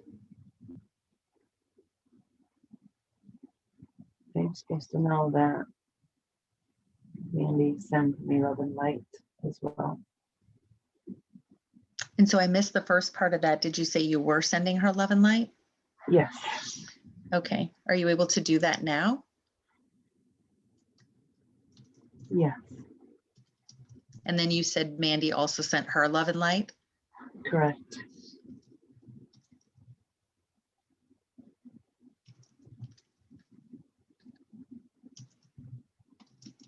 Oh. It's like our souls are high-fiving right now. Like our souls get it and are very proud of us.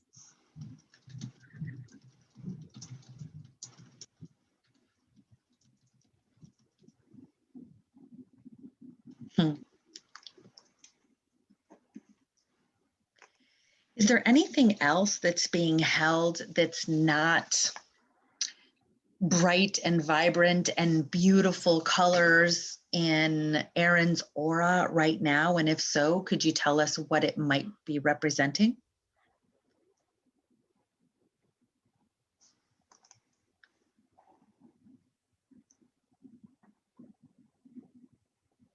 No, her aura is very bright.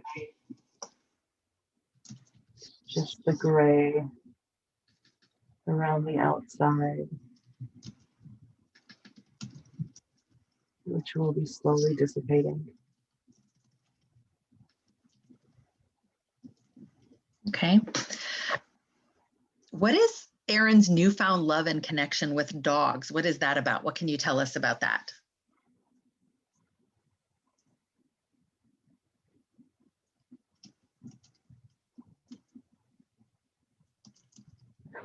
A dog would be her first example of unconditional love. And she would benefit from experiencing that.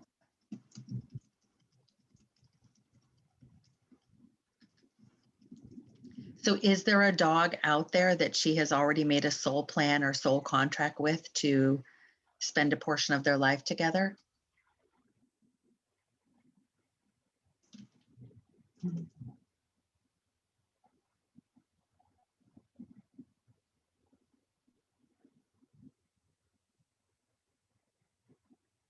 No.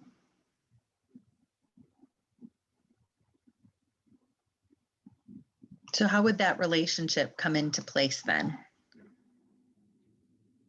Is it just Mandy? I'm sorry, not Mandy, Erin. Is it just Erin going out and finding one that she feels energetically aligned with? She should treat it as she would treat any other manifestation. She should get very specific.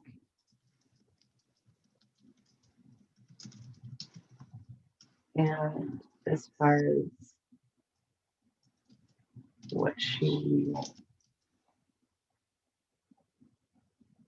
because she already has a pretty good idea,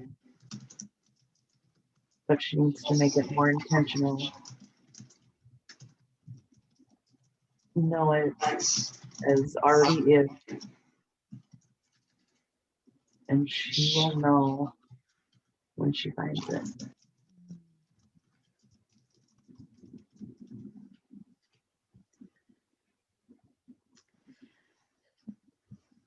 Does Erin have the ability to heal other people's physical pain?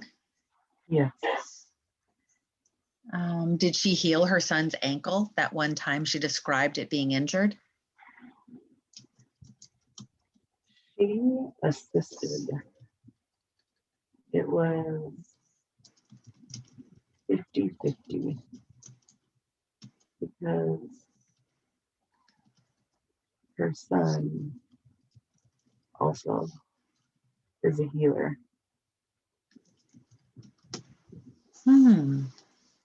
Does he know that he's a healer on a conscious level? I know. But he knew that he would be playing basketball on it again by the end of the week. Like, he just decided.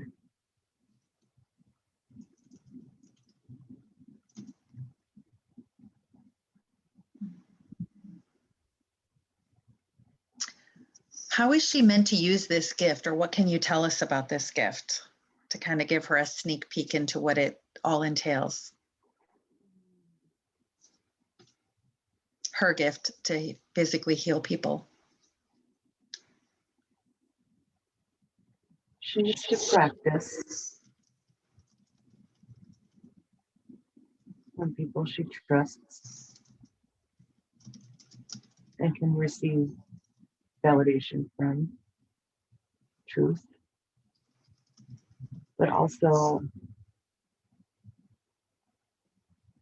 this is the hard part, is that they have to believe it too. So it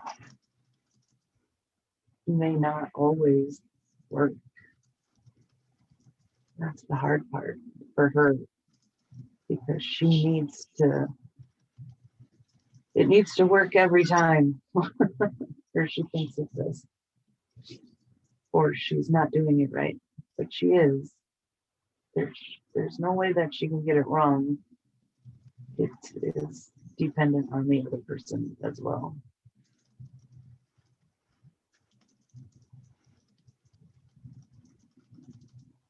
And is this something that you're going to be teaching her and guiding her and training her on, or are there any specific courses or classes or certifications or anything like that that would be beneficial for her that you can tell her about? We will guide her, whether it be ourselves or to more information.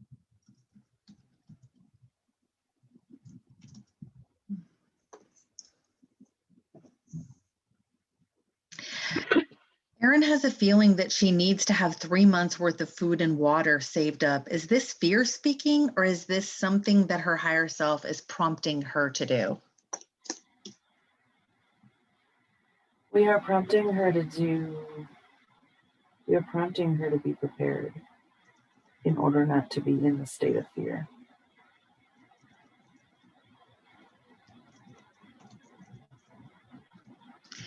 Is there a timeline possible on Earth where that would become something that would be critical or necessary for her to have? There's no definite timeline chosen yet.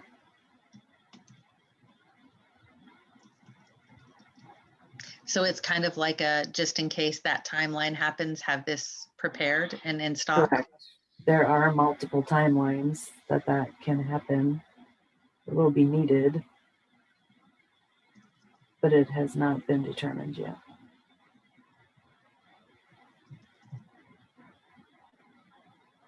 What is going to help determine which timeline Earth experiences? What are some things that will help determine that?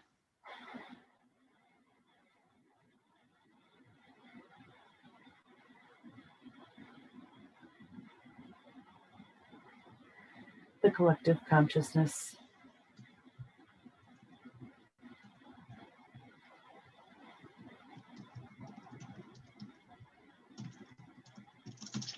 Is there anything that Erin or other, let's call them light workers or healers, can do to help collective consciousness go on a higher timeline than maybe some other timelines would be?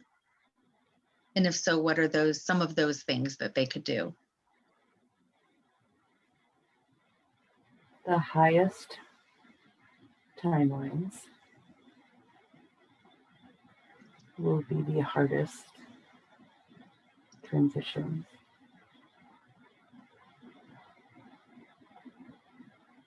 So We want the highest timeline, but it will be the hardest to get to.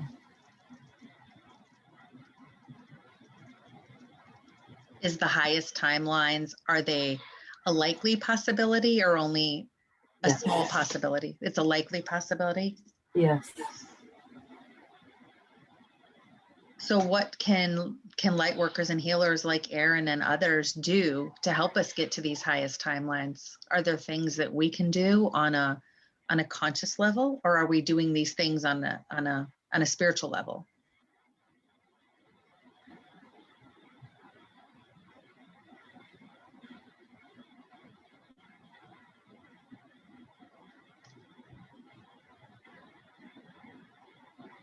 There are so many levels. There are so many things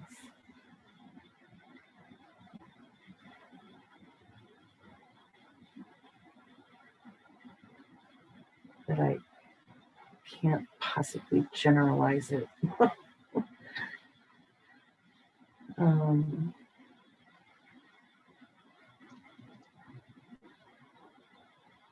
It feels it's unique for every individual light worker. And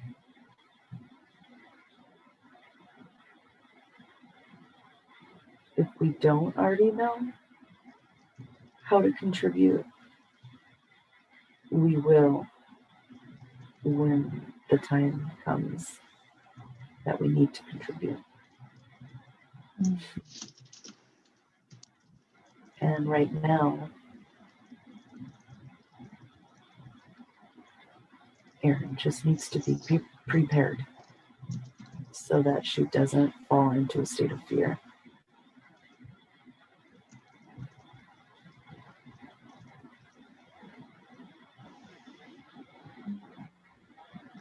Is fear ever used to prompt us to take action that can actually be beneficial to us in some respect? Or is fear always, I'll just use the word negative?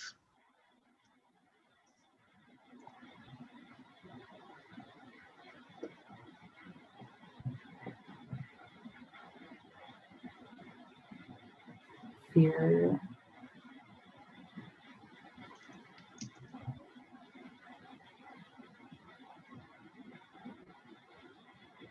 I just keep hearing fear is an illusion.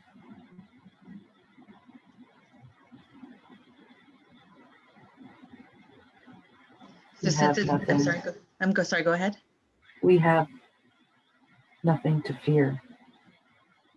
We have nothing to fear but fear itself. Mm-hmm.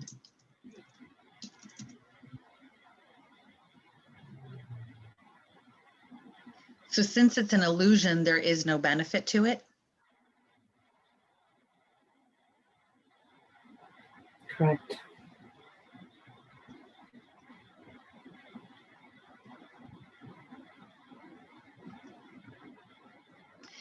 She wanted me to ask about cryptocurrency, or whether it be cryptocurrency or XRP or anything else like that. She's on the fence about investing in it. Is it fear telling her to invest in it, or is it a money issue, a programming thing?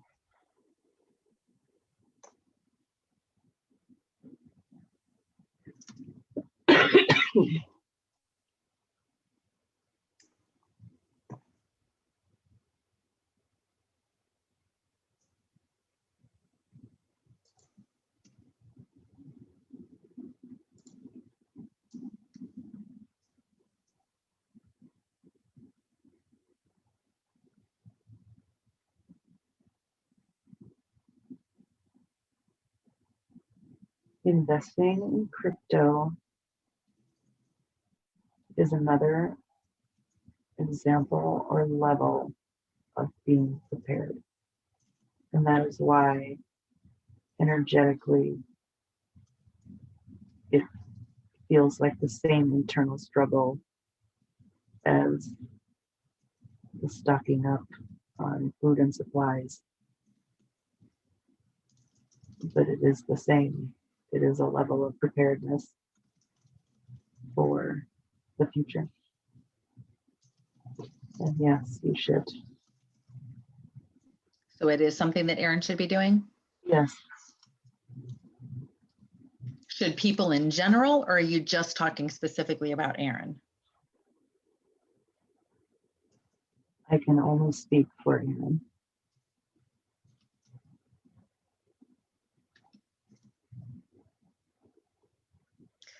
And kind of looking at an abstract, what could be an abstract concept. Is it possible for different people, Erin, let's say, to experience a different timeline on Earth than, say, someone else who's maybe lives across the street or is her neighbor or a friend or even someone on the other side of the planet? Can different people experience different timelines, or are we all in this together?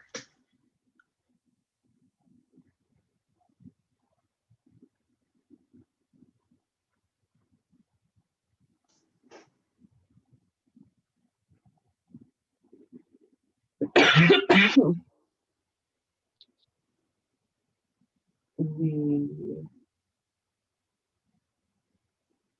experience different realities at the same time, but we each have a different timeline.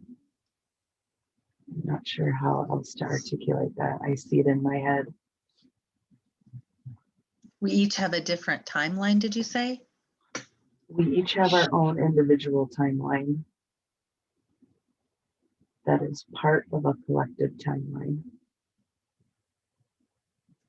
But we can be experiencing completely different realities individually. Because we will all perceive it differently.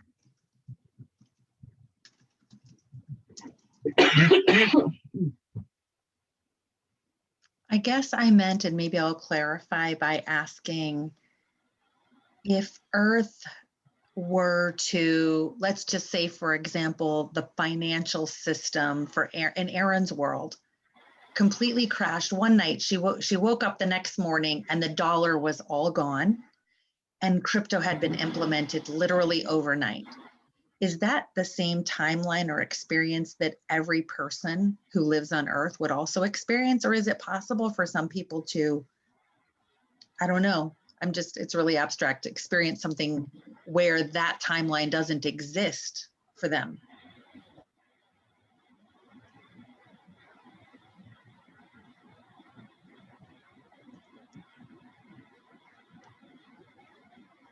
Or would something like that be a collective experience?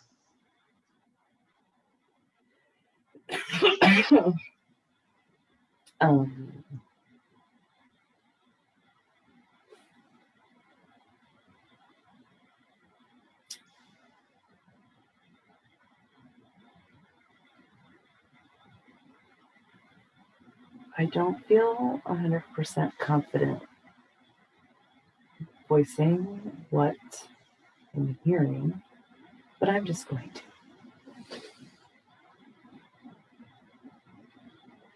And that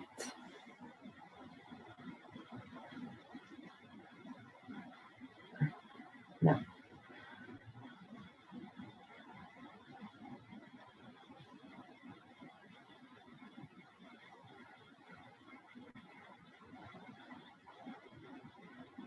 I'm just hearing it is possible, but it's corrupt. It's possible, but it would be corrupt. And that is what we're expelling, getting rid of. Ah.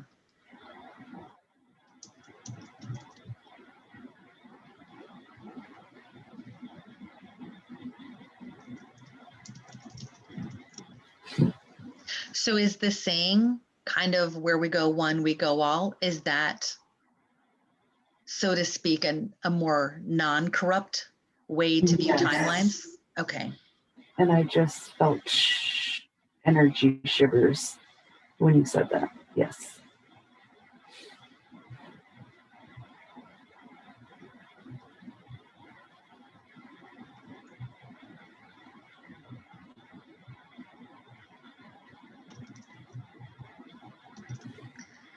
Is her son going to wake up? Is he contracted to wake up spiritually in this lifetime? Yes, at age 20.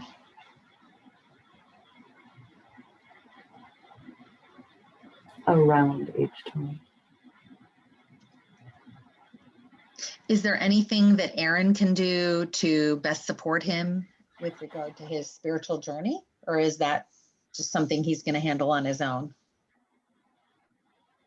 No, she will be a very important piece of that. She will make that much easier on him because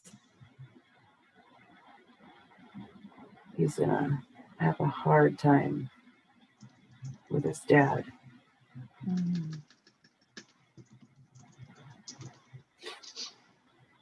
And I will be the one to bridge that gap.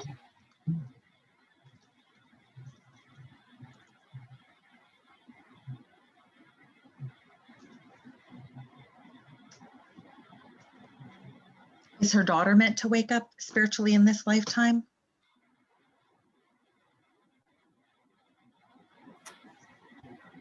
It doesn't feel like it at all. No. And what about pole dancing? Is this something that would be good for her to get back into again?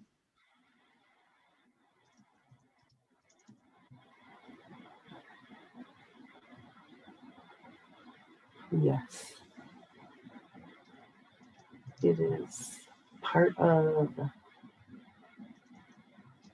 the joy. And she needs to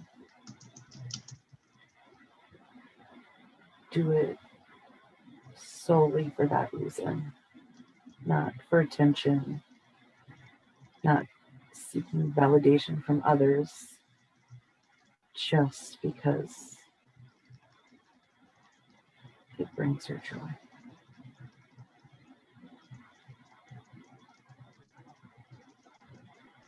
Are you able to sort of download any sort of motivational boost for her to get back into it, get back into the swing of things, so to speak? Yes, it's her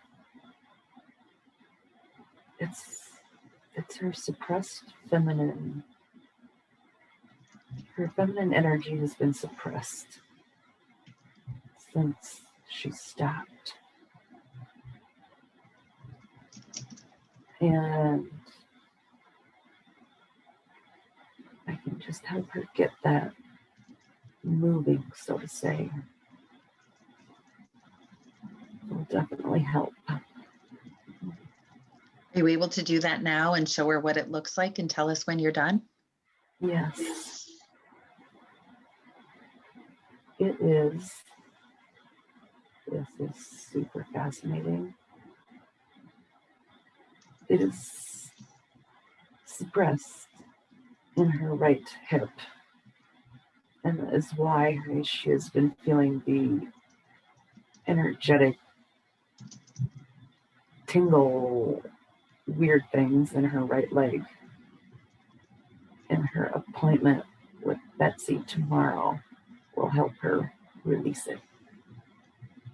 Yes.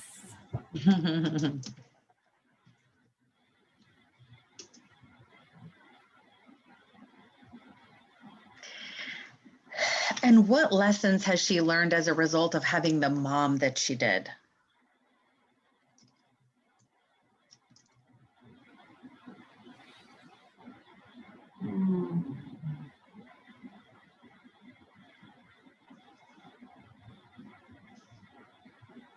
It feels like unconditional love.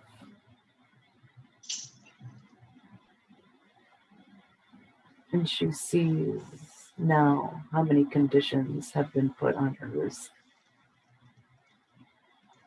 And it's starting to, more than starting, recognize and be able to give true unconditional love to, she's already done it with her kids, doing it with her kids. That was a major part of her parenting switch. And she's starting to, well, she actually did give it back to her mom.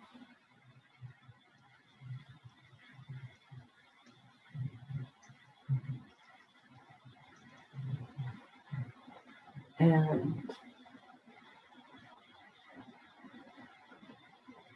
this is also preparation for a romantic relationship.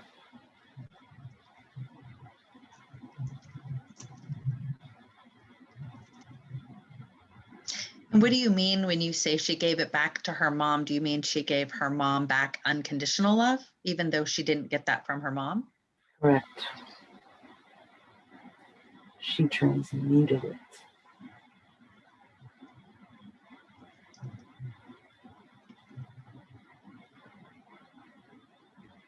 Are there any other lessons that she learned as a result of having the mom that she did?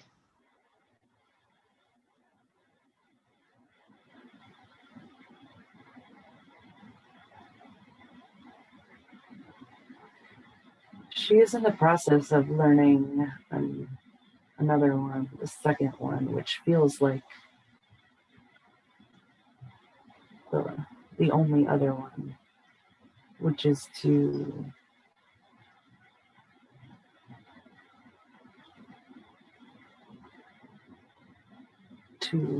reclaim and unsuppress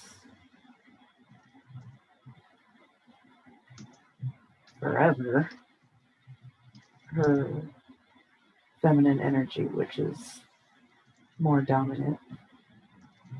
But she has been, for the most part, leading with her masculine energy, like her mom. Is it because that's kind of the environment or the influence that she grew up on, was the masculine energy? Correct. It was not okay to be soft or receiving or flowing ever.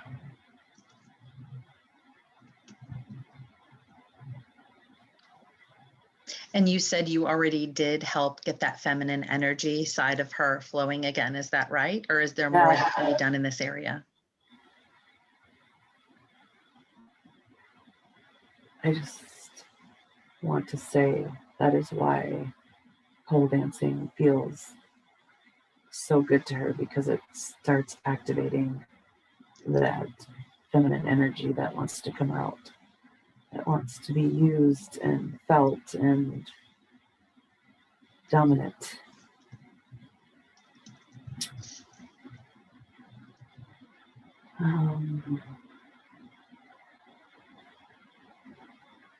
Yes, it would be beneficial to add feminine energy activation as a download, or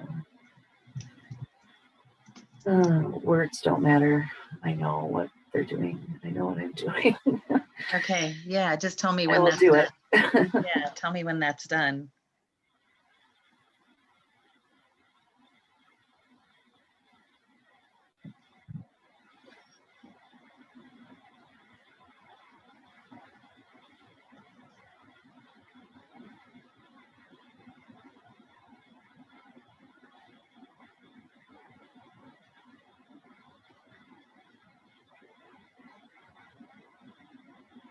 Done.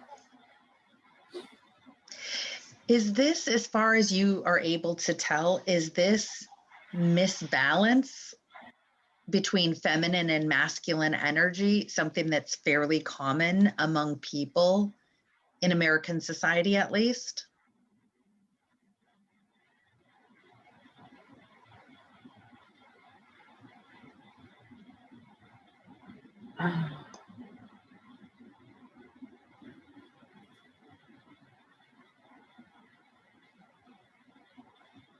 It is definitely a collective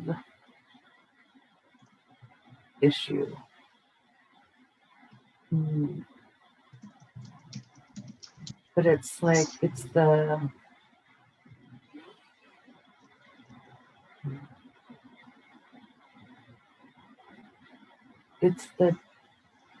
divine parts that have been suppressed. And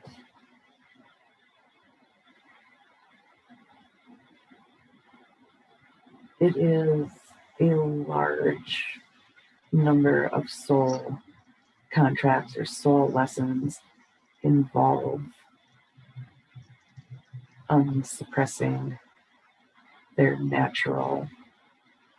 naturally higher energy.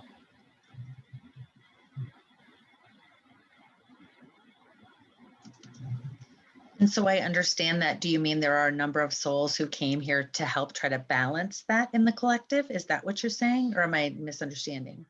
No, it's more of a lesson that a large amount of souls have chosen to come in with, let's say, dominant feminine energy, and then, like me, born to a parent who teaches you to suppress it right out the gate, and you have to go back and find it and learn that that is your true nature.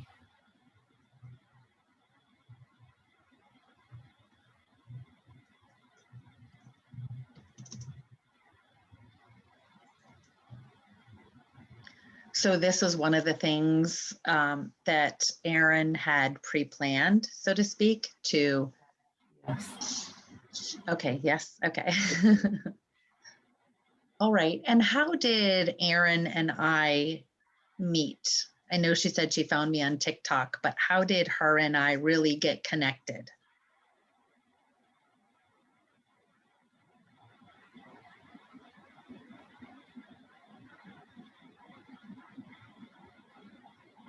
From me.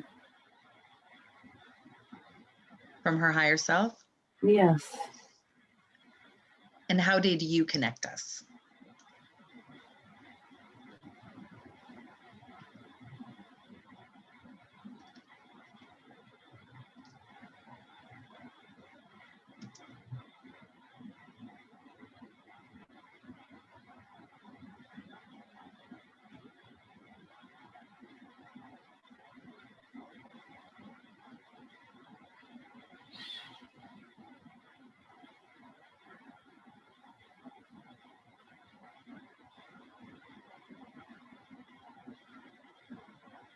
Oh.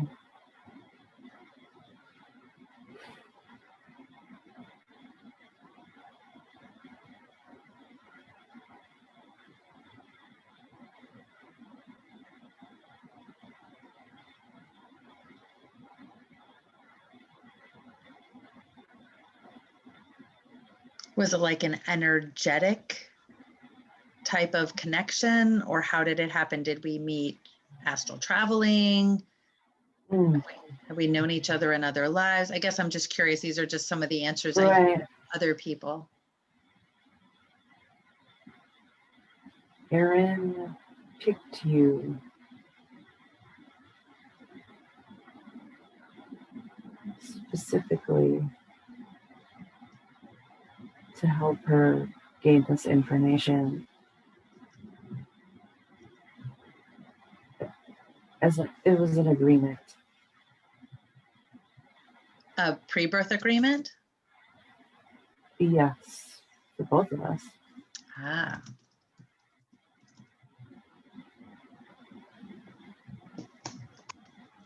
So did she know that there would come a point in her life that she would be really wanting and seeking some answers and to find a more clear path for her life? And so she put this in kind of almost like as a wayside where she could stop and get her map out and look for directions? Yes. Erin likes validation. And even though 95% of this information she was already very consciously aware of, she needed the other 5% and the validation for the rest.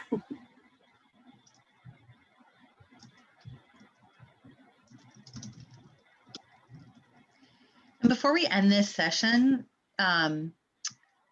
do her spirit guides have any messages for her that they would like to give her or share with her at this time?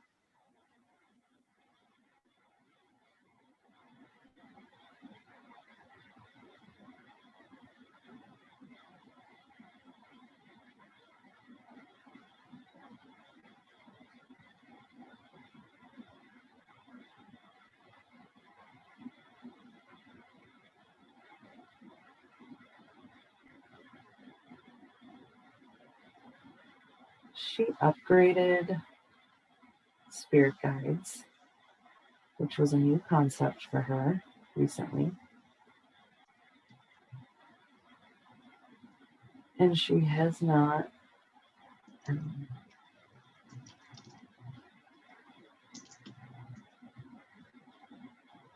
okay, so they're telling me, because I can't make them out. And they're telling me I need to do an intentional medication so they can personally introduce themselves. But they are hugging me and high-fiving me and congratulating me.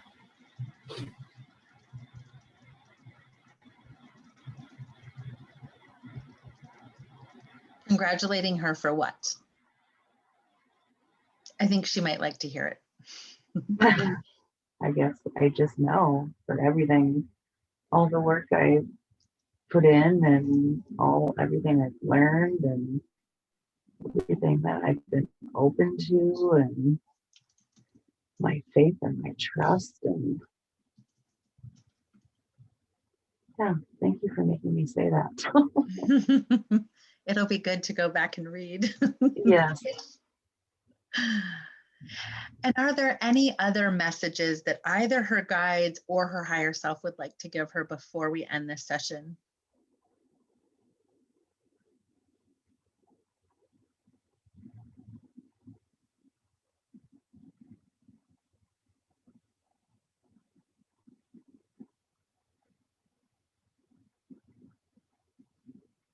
They're just reminding me that I can hear them more than I think.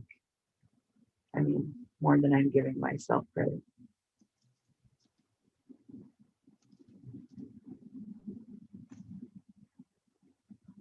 Is it just a matter of her trusting in that? Yes.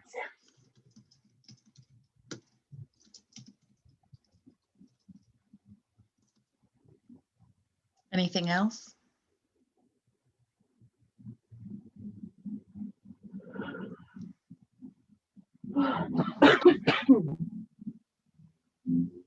Or is that the last message we can end it on? Yeah. I think there's anything else. Okay. Wonderful. And now I'm asking the subconscious, the higher self, to recede back to where it belongs. So now I've pulled you out of hypnosis. So this is the part where we just kind of recap and get your impressions for everything and what happened, so people can kind of see from your perspective what it felt like and what you were thinking. So spill your guts. Well, first of all, I cannot believe it's been 3 hours. That feels crazy. Right. It feels crazy to know what it feels like to be outside of time and space, doesn't it? Right. Like, and the same happens for me too. On this end, like it does not feel like we were 3 hours. no, Right. I would say maybe an hour and a half, 2 hours tops. Yeah. It's that, right? Yeah. Oh, so weird. Yeah. Okay. What else? Crazy. What other impressions do you have? I felt like, other than this whole time thing, I felt like I was very conscious. Well, not very, but I guess what I expected. I don't know how else to explain it. Your conscious mind was there because we had to do the little scenario Yes. where we had your conscious mind go sit down on the side of the stage. And so that seemed to work for you. And that, yes, that actually did help. And I did feel whenever I felt that feeling again, I just visualized the me on the stage. Like I had a particular visualization that helped bring me back. So yeah. And it's crazy because the times that my conscious mind was coming in felt like when I was doubting, like, Erin, you're just making this up. Right. Right. But that was maybe, it's at 5% of the whole time. The other times it was just so, it just comes out. It just comes out and it. And even though, yeah. Oh my gosh. I don't know. I feel crazy right now. I don't know how to explain it.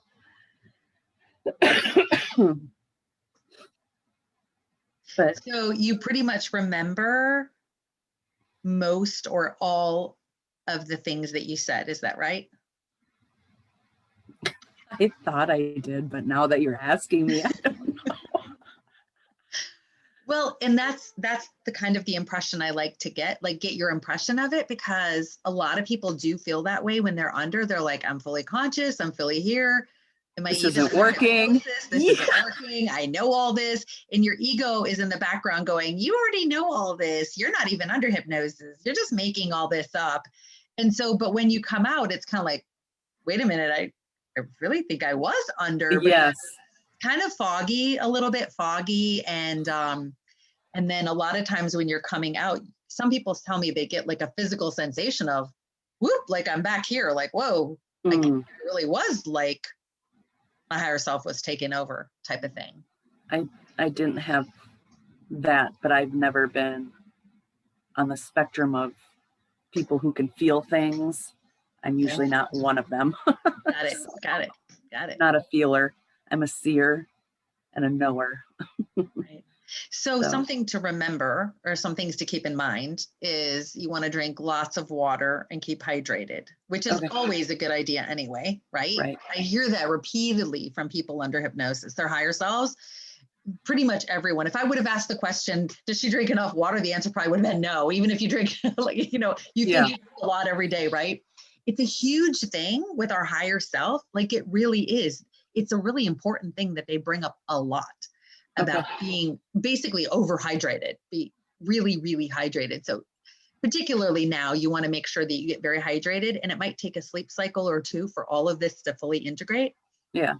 Or sometimes even a little bit longer, because we got some downloads into your subconscious. Yeah. And some people will experience just a lot of emotions, maybe some ups and downs, or I mean, you had an emotional experience in your session talking about your daughter. Yeah. So you might have some leftover emotion from that, or some other things that were talked about and that's just all part of the healing. So I did send you a clip today, a text message from a book we talked about before we came on the recording, that was talking about healing and how our body, when we feel it in our body, it's actually the emotions being released.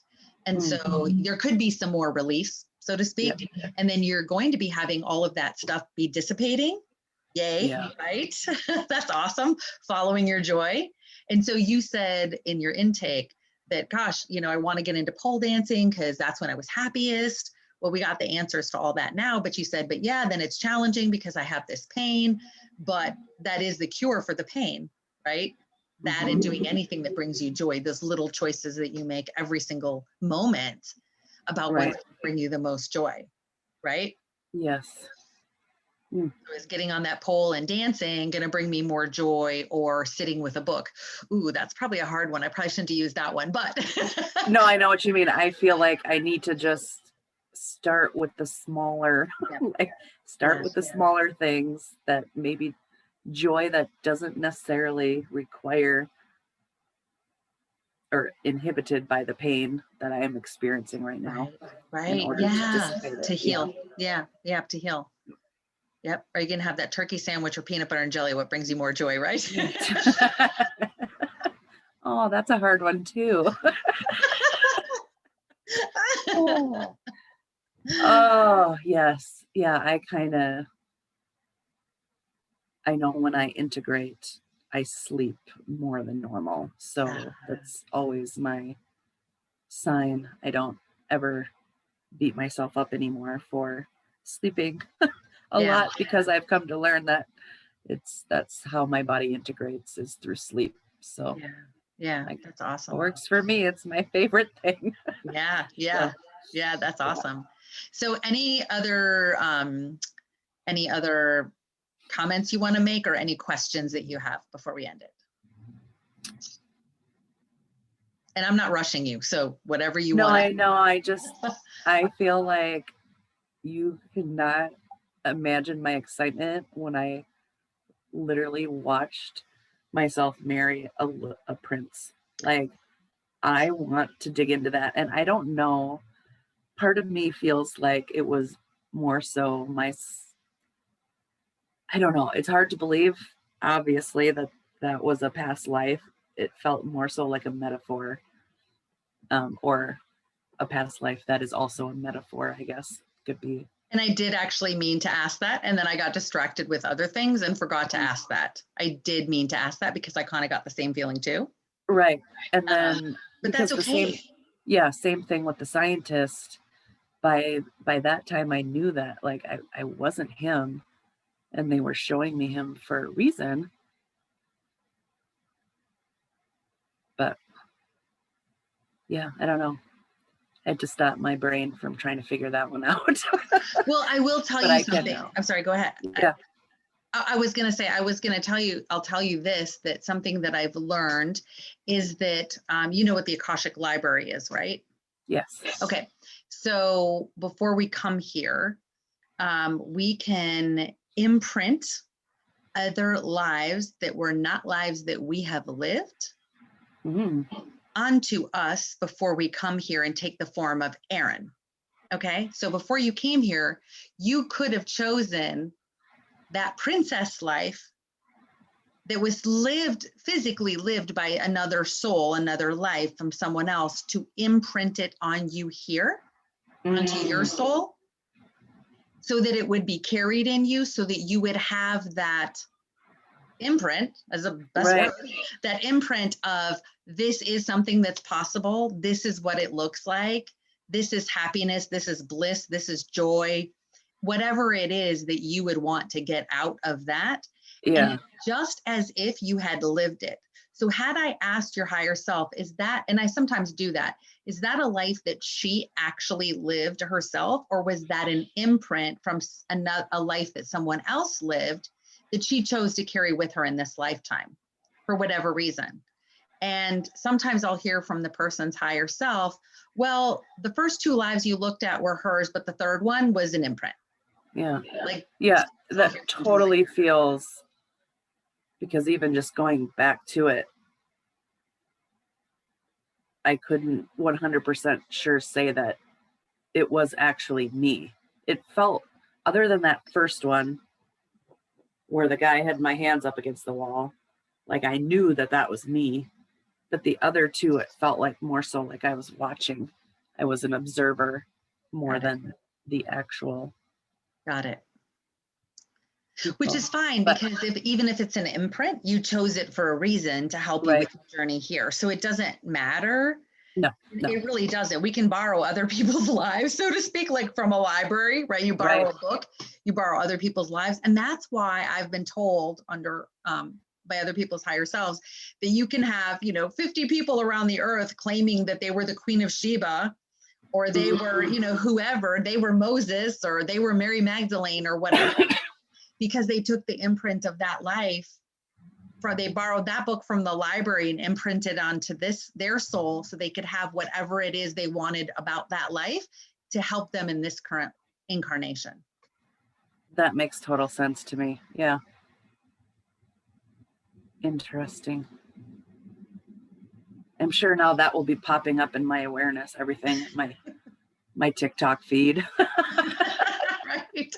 You're going to manifest that. It's like when you want to buy a red car, all of a sudden you see red cars everywhere on the road, right? Yes. Yep. Mm-hmm. Yeah, I got to manifest myself a dog. Yeah. Yeah, that's awesome. And that guy is out there. The man that you're supposed to meet is out there. Mm-hmm. It sounds like you're on the same energetic frequency right now, so that's not the issue. It's just you got to get out. Yeah. Meet them, right? I feel like we're both hermiting right now. Yeah. He is my kind of guy. Oh, yes. Okay. I love it. I am going to go smoke. I feel like I need to. Until it no longer brings you joy, right? That's right. I love that. I love it. That was a good one. So I have notes that I was typing, and that's why I was looking forward the whole time, that I was typing and taking the whole time. I was diligently trying to type every single thing. So it's almost verbatim. And then I have the Zoom recording I'm going to send you. And then I think I told you before, I also have this little mini recorder. Yeah. I'll also send you the audio version in case you're not able to watch the video, but the notes will be great because you'll be able to pick them up and highlight them and, do whatever you want at any time. I did highlight one thing because I thought it was so fascinating, and I'll probably make a short teaching video out of this one point. I don't remember. Here it is. Oh my gosh. Okay. Ooh, what? You have that gray. This was just like, for me, right? You have that gray outer edge in your aura. And it's the pain that's causing the gray exterior layer of your aura. Mm-hmm. So the gray is a result of the pain. And it's still gray right now, but it's a little thinner. Yeah. To get rid of this gray outer edge of your aura, you'll get rid of it by making decisions of joy. And then with the downloads that you got, it will just eventually dissipate with the pain. Along with the pain, it's going to dissipate along with the pain. And then I wrote a note here, take it or leave it. I mean, recommendations, it's only if it resonates with you. I wrote Tracy's recommendation.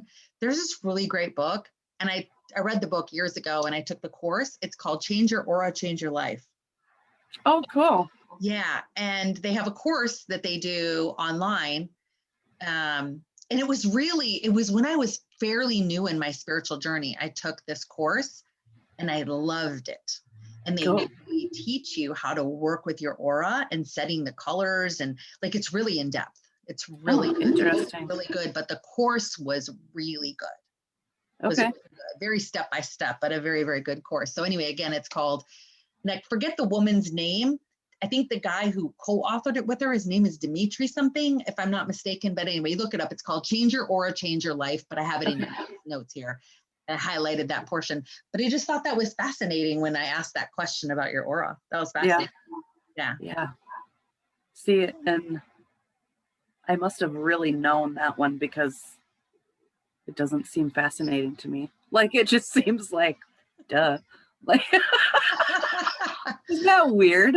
Like, yeah, if anybody ever gives you like a non-reaction, that's why, because that's what I'm feeling like. It's just like, well, I already knew all this stuff. Right. Like, right. Except I think the most fascinating thing from my standpoint was the stuff before the questions. The lives or the imprints. Okay. Because that felt like brand new information that I had never tapped into before. Right. But yeah, I mean, don't get me wrong. That's just fun stuff. It's all fascinating. Yeah. Right. That's fun stuff to know. Yeah. So cool. Awesome. Okay. Well, so this will be on YouTube, so that'll be fun and exciting, right? Yeah. You get to watch Yep. yourself. So we'll go ahead and end it now. And thank you so much. This was a really awesome session. I'll go ahead and send you all of this stuff. And I'm going to end the recording right now on this note.